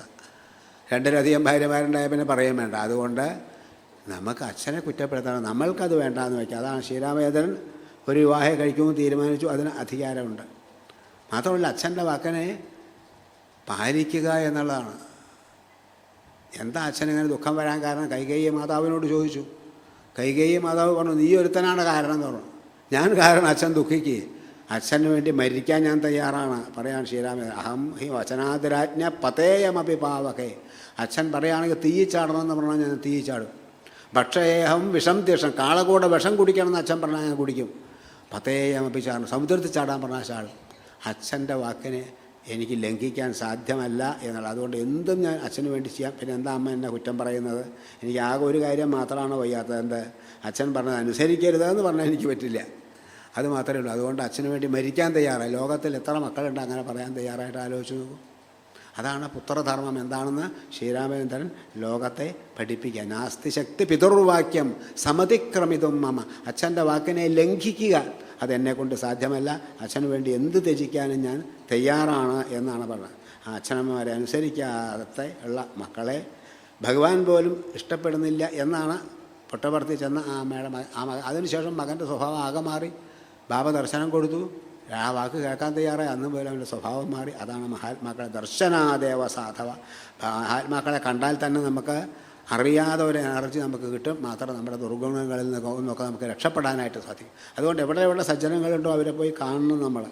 അല്ലാണ്ട് ഇപ്പോൾ അച്ഛനമ്മമാരെ ദുഃഖിപ്പിച്ചാൽ സ്വതവേ അങ്ങനെയൊന്നും പതിവില്ല. പക്ഷേ കല്യാണം കഴിച്ചപ്പോൾ പിന്നെ അവൾ പറഞ്ഞത് അനുസരിക്കേണ്ടേ കുറേശ്ശെ. അതുകൊണ്ട് അച്ഛനമ്മമാരെ കുറേ ദുഃഖിപ്പിക്കാതാണ്. എനിക്ക് തള്ളയുടെ കൂടെ പറ്റില്ല കേട്ടോ എന്നൊക്കെ ഭാര്യ പറഞ്ഞാൽ കുടുങ്ങിയില്ലേ. ഒന്നുകിൽ നമ്മൾ വേറെ വാടക വീടെടുത്ത് താമസിക്കുക, അല്ലെങ്കിൽ തള്ളയെ ഇവിടുന്ന് പറഞ്ഞയക്കുക എന്നൊക്കെ പറയുന്ന കുടുംബങ്ങളില്ലേ. അങ്ങനെ വന്നാൽ മകൻ്റെ കഥ എന്താ ആലോചിച്ച് നോക്കും. അപ്പോൾ അതുകൊണ്ട് വിവാഹം കഴിക്കുമ്പോൾ വളരെ ശ്രദ്ധിക്കണം. അത് കഴിഞ്ഞ് അനുകൂലമല്ല ഭാര്യ എന്ന് പറഞ്ഞാൽ അത് തന്നെ മതി. ആ ഭാര്യയുടെ വാക്ക് കേട്ട അച്ഛനമ്മമാരെ നിന്ദിക്കുന്ന എത്രയോ ആളുകളില്ലേ, അവരെ പരിപാലിക്കാത്തവരില്ലേ. അങ്ങനെ വന്നാൽ ഈ ജന്മമല്ല അടുത്ത ജന്മം കൂടെ നമുക്ക് നരകമായിരിക്കും എന്നുള്ളതാണ്. സ്വതവേ അങ്ങനെയാണ്. ഈ വിവാഹം കഴിച്ചു, ഭാര്യ വന്നു, ഭാര്യയുടെ ഇഷ്ടം നോക്കണ്ടേ, അമ്മയുടെ ഇഷ്ടം നോക്കണ്ടേ. ഭാര്യ പറയുകയാണ് എനിക്ക് തള്ളയുടെ കൂടെ, തള്ളയാണ് അമ്മയൊന്നുമല്ല, തള്ളയുടെ കൂടെ പറ്റില്ല, ഒന്നുകിൽ തള്ളയെ പറഞ്ഞയക്കുക, അല്ലെങ്കിൽ നമ്മൾ വേറെ വീടെടുത്ത് താമസിക്കും. സുഹൃത്തുക്കൾ ചിലരല്ല കല്യാണമൊക്കെ കഴിഞ്ഞല്ലേ സുഖം തന്നെയല്ലേ ഒന്നും പറയേണ്ട. ഞങ്ങൾ കല്യാണം വേണ്ടായിരുന്നില്ല, ഒന്നും വേണ്ടായിരുന്നില്ല. എന്ത് പറ്റി? അല്ല അവൾ പറഞ്ഞത് ഇങ്ങനെയാണ്, അമ്മയെ ഒന്നുകിൽ പറഞ്ഞയക്കുക, അല്ലെങ്കിൽ വേറെ വീടെടുത്ത് താമസിക്കാന്നൊക്കെ. ഞാനെന്താ ചെയ്യുക? അപ്പോൾ അവൻ പറഞ്ഞു, അതെ എൻ്റെ അമ്മ നിങ്ങളെ വളർത്തിയത് ഞങ്ങൾ ഈ നാട്ടുകാർക്കൊക്കെ അറിയാം. ആ അമ്മയുടെ മനസ്സ് വേദനിച്ച 7 ജന്മം നമുക്ക് ഗതി ഉണ്ടാവില്ല. ഞാൻ പറഞ്ഞില്ലാന്ന് വരണ്ട. അവനറിയാതെ, അതുകൊണ്ട് അവൻ അമ്മയെ വേദനിപ്പിക്കാറില്ല. വേറൊരുത്തൻ നേരെ വിപരീത പറഞ്ഞു കൊടുത്തത്, അതെ ഈ വയസ്സായ തള്ളാർക്ക് 60 കഴിഞ്ഞാൽ ഒരു ചോര തോന്നിയത് വിളിച്ച് പറയും, അതിനൊന്ന് അടഞ്ഞു ഒരു ഭാഗത്ത് ഇരുന്നോളം പറയാം. അവൾ ഭാര്യ പറയണത് കേട്ടോളാം. കാരണം അവളുടെ കൂടെ നമുക്ക് ജീവിക്കേണ്ടത്. അമ്മയുടെയൊക്കെ കാലം കഴിഞ്ഞേ എന്ത് ചെയ്യും ആലോചിച്ച് നോക്കും. എന്നവരെ യോജിപ്പിച്ച് കൊണ്ടുപോകണമെന്ന് മകന് മോഹമുണ്ട്, പറ്റണില്ല, യോജിക്കില്ലല്ലോ ഒരു കാലത്തും. ഒന്ന് അമ്മയാണ്, ഒന്ന് ഭാര്യയാണ്. അമ്മ പറഞ്ഞ മദർ, എമ്മിൻ്റെ കാല് കഴിപ്പെട്ടാണ്, ഭാര്യ വൈഫ് ഡബ്ല്യുവിൻ്റെ കാല് മേപ്പെട്ട. ഒന്നിങ്ങനെ ഇതെങ്ങനെ യോജിപ്പ്? ഒരു കാലത്തും നേരെയുമില്ല. നടുക്ക് നിൽക്കണ സൺ പകുതി വായ അങ്കിടും പകുതിയും കിടും. അതായത് ഭാര്യ പറഞ്ഞതും കേൾക്കണം, അമ്മ പറഞ്ഞതും കേൾക്കണം. എന്തൊരു നരകമാണ്. എത്ര കുടുംബങ്ങളിലാണ് അതിൻ്റെ കഥയൊന്നും പറയാതിരിക്കാനല്ല. അതുകൊണ്ട് അച്ഛനമ്മമാരെ വേദനിപ്പിക്കാതെ കണ്ടിരിക്കുക. അവർ തന്നെയാണ് ഭഗവത് സ്വരൂപം എന്ന് നമ്മൾ മനസ്സിലാക്കുക. കരുണാപയോധേ ദശരഥേ രാമ ഇനകുലതിലക ശ്രീരാമ കരുണാപയോധേ. കാരുണ്യവാരിധിയാണ് ആ ശ്രീരാമേന്ദ്രൻ. ആ ഭഗവാനെ ഭജിക്കുക. ഇനകുലതിലക, സൂര്യവംശത്തിൻ്റെ തിലകമാണ് ശ്രീരാമചന്ദ്രൻ. അവസാനം പറയാം, മാതാപിതാ ത്വമേവ ബന്ധു ചരണാരവിന്ദേ ശരണാഗതോസ്മി ദീനജനാവന സാരസലോചന സാധുജനാവന പാലയ കരുണാപയോധേ ദശരഥേ രാമ മാതാപിതാ ത്വമേവ. അച്ഛനും അമ്മയും ഒക്കെ അങ്ങ് തന്നെയാണ്. ശ്രീരാമനോട് പറയാം, ത്വമേവ ബന്ധു, അങ്ങാണ് എനിക്ക് യഥാർത്ഥത്തിലുള്ള ബന്ധു. അതുകൊണ്ട് ഞാൻ അങ്ങയുടെ പാദത്തെ ആശ്രയിക്കുന്നു. ഈ ഒരു ഭാവം, ആ ഒരു ഭക്തിഭാവം നമ്മിൽ ഉണ്ടായിക്കഴിഞ്ഞാൽ നമ്മുടെ ജീവിതം മുഴുവൻ സഫലമായി. അപ്പം മാതൃദേവോ ഭവ പിതൃദേവോ, ഇവരെയൊക്കെ ഈശ്വര തുല്യമായിട്ട് നമ്മൾ കാണണം. സഹോദരങ്ങളോട് എങ്ങനെ പെരുമാറണം, അതും ശ്രീരാമചന്ദ്രൻ കാണിച്ചേണ്ട. എന്താ സഹോദരങ്ങളോട്? ലക്ഷ്മണൻ, എല്ലാവർക്കും ശ്രീരാമനെ വിട്ടു നിൽക്കാൻ ഇഷ്ടമില്ല, ഭരതനും ഇഷ്ടമില്ല. അത്ര സ്നേഹം. ഇവർ കളിക്കുമ്പോഴൊക്കെ പലപ്പോഴും ശ്രീരാമൻ തോറ്റു കൊടുക്കും. ഇവർ ആട്ടക്കളം പേടി എന്താ പറയുക, ഗുസ്തിയൊക്കെ പിടിക്കും. ആ ഗുസ്തിയിലൊക്കെ ശ്രീരാമനാണ് തോൽക്കുക. ശ്രീരാമൻ തോറ്റിട്ടാണ്. എന്നിട്ട് ഇവർ മറ്റൊരു കരയുക, അമ്മ ഏട്ടൻ കൽപ്പിച്ചു കൂട്ടി തോറ്റു തരാണ്. അവർക്കത് ഇഷ്ടമില്ല. അത്ര സ്നേഹമാണ്. ലക്ഷ്മണന് ഭാര്യയെ വിട്ടു നിൽക്കാൻ, രാജ്യം വിടാം, അമ്മയെ വിടാം, പക്ഷേ ശ്രീരാമനെ വിട്ടു നിൽക്കാൻ വയ്യ. അത്ര സ്നേഹം. അതാണ് സഹോദര സ്നേഹം. അത് ഈ രാമായണം കണ്ട് വായിച്ച് മനസ്സിലാക്കണം. നിമിത്തമാത്രമേവാഹം കർത്ത ഭോക്താ ത്വമേവ. അഭിഷേകം നിശ്ചയിച്ച അവസരത്തിൽ ലക്ഷ്മണനോട് പറയാണ് ശ്രീരാമചന്ദ്രൻ, നിമിത്തമാത്രം, ഞാൻ കേവലം നിമിത്തത്തിന് ഒരു രാജാവ് മാത്രം, നീയാണ് വാസ്തവത്തിൽ ഇതെല്ലാം കർത്താവും ഭോക്താവും ഒക്കെ. മമ ത്വം ഹി ബഹിപ്രാണോ, എൻ്റെ പുറത്തുള്ള പ്രാണനാണ് നീ. അതുകൊണ്ട് നിനക്ക് വേണ്ടിയാണ് ഞാൻ രാജ്യം പോലും ഭരിക്കുന്നത് എന്ന് പറയണം. മാത്രമല്ല ജീവിതം ചാപി രാജ്യം ച ത്വദർത്ഥം അഭികാമേ, ഞാൻ ജീവിച്ചിരിക്കുന്നതും രാജ്യം ഭരിക്കുന്നതൊക്കെ നിനക്ക് വേണ്ടിയാണ്. അത്രയേറെ സ്നേഹമാണ്. അപ്പോൾ ലക്ഷ്മണൻ ആരെയും വിട്ടു നിൽക്കാം, ശ്രീരാമനെ വിട്ടു നിൽക്കാം. കളിയിൽ പോലും അവരെ മനിയന്മാർ ജയിക്കണം. അതാണ് അവരുടെയൊക്കെ സ്നേഹം. ഇന്നിപ്പോൾ ഈ സഹോദര സ്നേഹം എവിടെയാണ്? സഹോദരന്മാർ തമ്മിൽ ആ ബദ്ധശത്രുക്കൾ. ഭാഗം കൂടെ കഴിഞ്ഞാൽ നോക്കാൻ വേണ്ട, പിന്നെ ഒരു ബന്ധവുമില്ല. എൻ്റെ കൂടെ 10ാം ക്ലാസ് വരെ പഠിച്ചവരും എടുക്കാനുണ്ട്. അവൻ ഇപ്പോൾ തിരുവനന്തപുരത്ത് ജോലി. അവൻ്റെ പെങ്ങൾ മലപ്പുറത്ത്. ഞാനവിടെ ഒരു യജ്ഞത്തിന് പോയത്. അപ്പോൾ എന്നെ വിളിച്ചുകൊണ്ട് ഞാൻ ആ കുട്ടിയുടെയും എൻ്റെ കൂടെ പഠിച്ചവൻ്റെ അനിയത്തിയുടെ മാഷാണ് ഞാൻ. എന്നെ വിളിച്ചു കാപ്പി പലഹാരമൊക്കെ തന്നു. അപ്പോൾ ഞാൻ അതിൻ്റെ ഇടയിൽ ഗോപിയുടെ ഫോൺ നമ്പർ ഒന്ന് കിട്ടും, ആങ്ങളുടെ എൻ്റെ കൂടെ പഠിച്ച ഈ കുട്ടിയും കിട്ടും ദേഷ്യമുണ്ട്. എനിക്കറിയില്ല, ഏട്ടൻ്റെ ഫോൺ നമ്പർ ചോദിച്ചാൽ എന്തിനാണ് ഞാൻ ദേഷ്യം. അപ്പോൾ ഞാൻ ചോദിച്ചു ഭാഗം കഴിഞ്ഞു അല്ലേ ചോദിച്ചു. ഭാഗം കഴിഞ്ഞാൽ പിന്നെ ഏട്ടനെ കണ്ടുകൂടാ, സഹോദര സ്നേഹം അവിടെ അവസാനിച്ചു. കലികാലത്ത് പറയാനില്ല. പരേഷു മൈത്രി സ്വജനേഷു വൈരം പശ്യന്തി ലോക കലി കൗതുകാനി. കലകാലത്തിൻ്റെ പ്രത്യേകത പരേഷു മറ്റുള്ളവരോടൊക്കെ സ്നേഹമുണ്ട്, സ്വജനേഷു വൈരം സ്വന്തം ജ്യേഷ്ഠാനുജന്മാർ തമ്മിൽ വൈരവിദ്യോടുകൂടി, മക്കൾ തമ്മിൽ അച്ഛനും അമ്മയും ഇങ്ങനെ സ്വന്തക്കാരോടൊക്കെ വൈരം, അന്യന്മാരോട് സ്നേഹം. അതാണ് കാണുക കലികാലത്തിൽ. പക്ഷേ അത് അങ്ങനെ ആവരുത് എന്ന് ശ്രീരാമചന്ദ്രൻ നമുക്ക് കാണിച്ചു തരാം. അതുപോലെ ഗുരുഭക്തി, ആചാര്യദേവോഭവ, ആചാര്യനെ ഭഗവത് സ്വരൂപമായിട്ട് കാണണം. കാരണം ഗുരുനാഥന് വളരെയേറെ മഹത്വമുണ്ട്. ഈശ്വരനേക്കാൾ ഒരുപടി മീതിയാണ് ഗുരുനാഥൻ്റെ സ്ഥാനം. എന്തൊക്കെ തെറ്റ് ചെയ്താലും അതൊക്കെ ക്ഷമിക്കും ഭഗവാൻ. അപ്പോൾ അതുകൊണ്ട് ആ ഗുരുനാഥന് തുല്യമായിട്ട് ലോകത്തിൽ മറ്റൊരാളില്ല എന്നുള്ളത്. അതുകൊണ്ട് ഗുരുനാഥനെയും ഈശ്വരന് തുല്യമായിട്ട് കാണണം എന്നുള്ളതാണ്. അതൊക്കെ ശ്രീരാമചന്ദ്രൻ ആചരിച്ച് കാണിച്ചു തന്നിട്ടുണ്ട്. ഒരുപാടുണ്ട് രാമായണത്തിൽ. ഏത് ഭാഗം അപ്പോൾ ഒഴിവാക്കുക നമ്മൾ. പിന്നെ അതിഥി സൽക്കാരം, അതിഥി ദേവോഭവ. അതിഥികളും ദേവന്മാർ. അതിഥി പറഞ്ഞാൽ തിഥി നോക്കാതെ വരുന്ന ആൾ. നാളെ ഞാനങ്ങോട്ട് വരാം എന്ന് പറഞ്ഞിട്ടൊരാൾ വന്ന ആൾ അതിഥിയല്ല. അയാൾക്ക് സ്പെഷ്യലായിട്ട് ഭക്ഷണമൊക്കെ ഉണ്ടാക്കി വയ്ക്കാം നമ്മളെ. വീട്ടിലുള്ളവർക്കുള്ള ഭക്ഷണം മാത്രമേ ഉള്ളൂ. പെട്ടെന്ന് ഒരാൾ കയറി വന്നു, രണ്ടാൾക്കുള്ള ഭക്ഷണം മൂന്നാൾ കൂടി കഴിക്കും. ആ അതിഥിയെ സൽക്കരിച്ചു, ഒന്നും നഷ്ടപ്പെട്ടില്ല. അതിഥിയെ സൽക്കരിച്ച പുണ്യം നമുക്ക് കിട്ടുകയും ചെയ്യും. അപ്പം അതുകൊണ്ട് തിഥി നോക്കാതെ എതിർച്ചയായി കയറി വരുന്ന ആൾ അതിഥിയാണ്.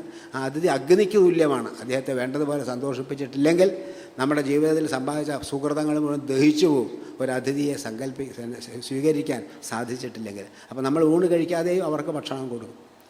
ഏകനാഥൻ ഭാവാർത്ഥരാമായണം എഴുതിയ ആളാണ് ഏകനാഥൻ, പരമഭാഗവതോത്തമൻ.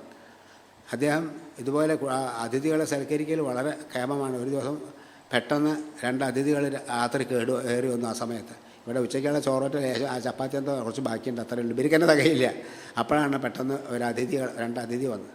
ഭാര്യ അകത്തേക്ക് ഒന്നും ഇങ്ങോട്ട് വരുമോ ചോദിച്ചു. വെക്കണം വെച്ചാൽ ഭക്ഷണം എനിക്ക് തീരെ വിശപ്പില്ല, ഇങ്ങനെയൊക്കെ പറയും. എന്നാൽ അതുകൊണ്ട് ഒപ്പിച്ചു കൊടുക്കുക. താൻ കഴിച്ചില്ലെങ്കിലും അതിഥികളെ സൽക്കരിക്കും. അതല്ലേ നമ്മുടെ സമ്പ്രദായം. അങ്ങനെയാണ് വേണ്ടത്. അതിഥി നമ്മൾ എല്ലാവർക്കും അറിയാതെ. നമ്മൾ ഊണ് കഴിച്ചിട്ട് ബാക്കിയുണ്ടെങ്കിൽ തരാട്ടോ എന്ന് ആരെങ്കിലും പറയുമോ? അവർക്ക് കൊടുക്കും. പലപ്പോഴും അബദ്ധം പറ്റാറുണ്ട്. അപ്പോൾ വീട്ടിൽ കുറച്ച് ഒരാൾക്കുള്ള ചോറുള്ളൂ, അത് രണ്ടാൾ കൂടെ കഴിക്കാമെന്ന് വിചാരിച്ചാൽ ഇരിക്കുമ്പോഴാണ് പെട്ടെന്ന് മൂന്നാമതൊരു ഗസ്റ്റ് വരുന്നത്. അദ്ദേഹത്തെ സ്വീകരിച്ചിരുത്തി ഭാര്യ വിളിച്ചു, എന്താ വേണമെങ്കിൽ വെക്കാട്ടോ, വെച്ചുണ്ടാക്കാൻ നേരം പിടിക്കുമല്ലോ, എനിക്ക് തീരെ വിശപ്പില്ല പറഞ്ഞു. അതായത് ഇനി വെച്ചുണ്ടാക്കേണ്ട കാര്യം ആലോചിക്കുമ്പോൾ എനിക്ക് വിശപ്പില്ല എന്നാണ്. അപ്പോൾ അദ്ദേഹത്തെ വിളിച്ചു വന്നാൽ ഊണ് കഴിക്കാൻ പറഞ്ഞാൽ ഊണ് കഴിച്ച് സംസാരിക്കാൻ പറഞ്ഞാൽ ഒരു ഒരാൾക്കുള്ള ചോറുള്ള അതിൽ 3/4 ഭാഗം അതിഥിക്ക് കൊടുത്തു, 1/4 ഭാഗം ആ വീട്ടുകാരന് വിളമ്പി. ഭാര്യയ്ക്കില്ല, വേണ്ട. ഈ അതിഥി ഓർക്കണം ഞാൻ ആ സമയത്ത് കയറി വന്നാണ്. ചിലർ ചോദിക്കും എന്താ ഇദ്ദേഹത്തിന് ഇത്ര കഷ്ടമായിട്ട് ചോറ് വിളമ്പിയത്. അപ്പോൾ ഭാര്യമാരൊക്കെ അറിയാം അതിൻ്റെ സൂത്രം. കഴിക്കില്ല, ഇതിപ്പോൾ നിങ്ങളുള്ളതുകൊണ്ടാണ്. ഭക്ഷണമൊക്കെ വളരെ കഴിക്കില്ല. അദ്ദേഹം കഴിക്കാൻ കിട്ടിയാലല്ലേ കഴിക്കുള്ളൂ. ഒന്നുമില്ല, ഉള്ളതൊക്കെ വിളമ്പി കൊടുത്തു. എന്നിട്ട് ഇയാൾ തൻ്റെ കേമത്തം കാണിക്കാൻ വേണ്ടി കുറച്ച് മെഴുക്ക് പറ്റി കൊടുക്കുക, സാമ്പാർ കൊടുക്കുക, ചോറ് കൊടുക്കുക, എന്ത് കുത്താൻ കൊടുക്കാനുള്ളത്. യമയ്ക്കാനെ കലി കയറാണ്. അവസാനം അപ്പോൾ വന്നാൾ പറഞ്ഞേ വേണ്ട വേണ്ട വേണ്ട വേണ്ടെന്ന് പറയാം. സമാധാനം വേണ്ടാന്ന് പറഞ്ഞില്ലെങ്കിലോ അപ്പോഴും അമ്മമാർക്ക് അറിയാം. കറി കൊണ്ടുവരാൻ അകത്തേക്ക് പോകും, പിന്നെ ആളെ പുറത്തേക്ക് 2.5 മണിക്കൂറിന്. അപ്പോൾ ഇവരെ നീട്ട് പോയിക്കോളൂ, അല്ലാണ്ട് എന്താ ചെയ്യുക. അങ്ങനെ ഈ അതിഥിയെ വേണ്ടതുപോലെ സൽക്കരിച്ച് പറഞ്ഞയച്ചിട്ട് പിന്നെയാണ് ഭാര്യയും ഭർത്താവും കൂടെ യുദ്ധം. നിങ്ങൾ അപമാനിക്കരുത്, എന്ത് കൊണ്ടുവരാൻ കൊള്ളമൊക്കെ വിളമ്പി തന്നില്ലേ, സാമ്പാർ കൊണ്ടോ മെഴുക്ക് പറ്റി എന്ത് കുത്താൻ ഇവിടെ എന്താ ഉള്ളത്. ഞാൻ എത്ര തവണ നിങ്ങളുടെ കാലിമ്പ് ചവിട്ടി, എന്നിട്ട് നിങ്ങളിങ്ങനെ ചെരുപ്പിട്ട് ചവിട്ടാൻ മിണ്ടാണ്ടിരിക്കുന്നത്. അപ്പം നീ ചവിട്ടിയോ എന്നാൽ തന്നെ അയാൾ നിലവിളിച്ചിരുന്ന് വേണ്ട വേണ്ട പറഞ്ഞ കാല് മാറി മേശപ്പുറത്താണ് ഊണ് കഴിക്കണതേ. അപ്പം അങ്ങനെയൊക്കെ വരും. അതിഥികളെ വളരെ ശ്രദ്ധിക്കണം. അതിഥി ഭഗവത് സ്വരൂപമാണ് അതിഥികൾ. ആ അതിഥികളെ വേണ്ടതുപോലെ സൽക്കരിക്കാൻ വളരെ കഷ്ടമാണ്. അപ്പോൾ ഏകനാഥൻ്റെ ഭാര്യ ഒരു ദിവസം പറഞ്ഞു, വിറക് ഒരു കൊള്ളിയില്ല കേട്ടോ പറഞ്ഞു. അതായത് രാവിലെ കയ്യും കാലും കഴുകണമെങ്കിൽ വരെ ചൂടുവെള്ളം വേണം. അങ്ങനത്തെ വടക്കേന്ത്യയിലേ ഒരു കൊള്ളി വിറകില്ല. അപ്പോഴാണ് രാത്രി പെട്ടെന്ന് ഒരാൾ കയറി വരുന്നത്. അയാൾക്ക് ഭക്ഷണം കൊടുക്കണ്ടേ. എങ്ങനെ വിറകില്ലാത്തടത്ത് ഉണ്ടാക്കാൻ അറിയില്ല. അവസാനം ആകെ പരിഭ്രമിച്ചു. ഇയാൾ വർത്തമാനം പറഞ്ഞുകൊണ്ടിരുന്നു.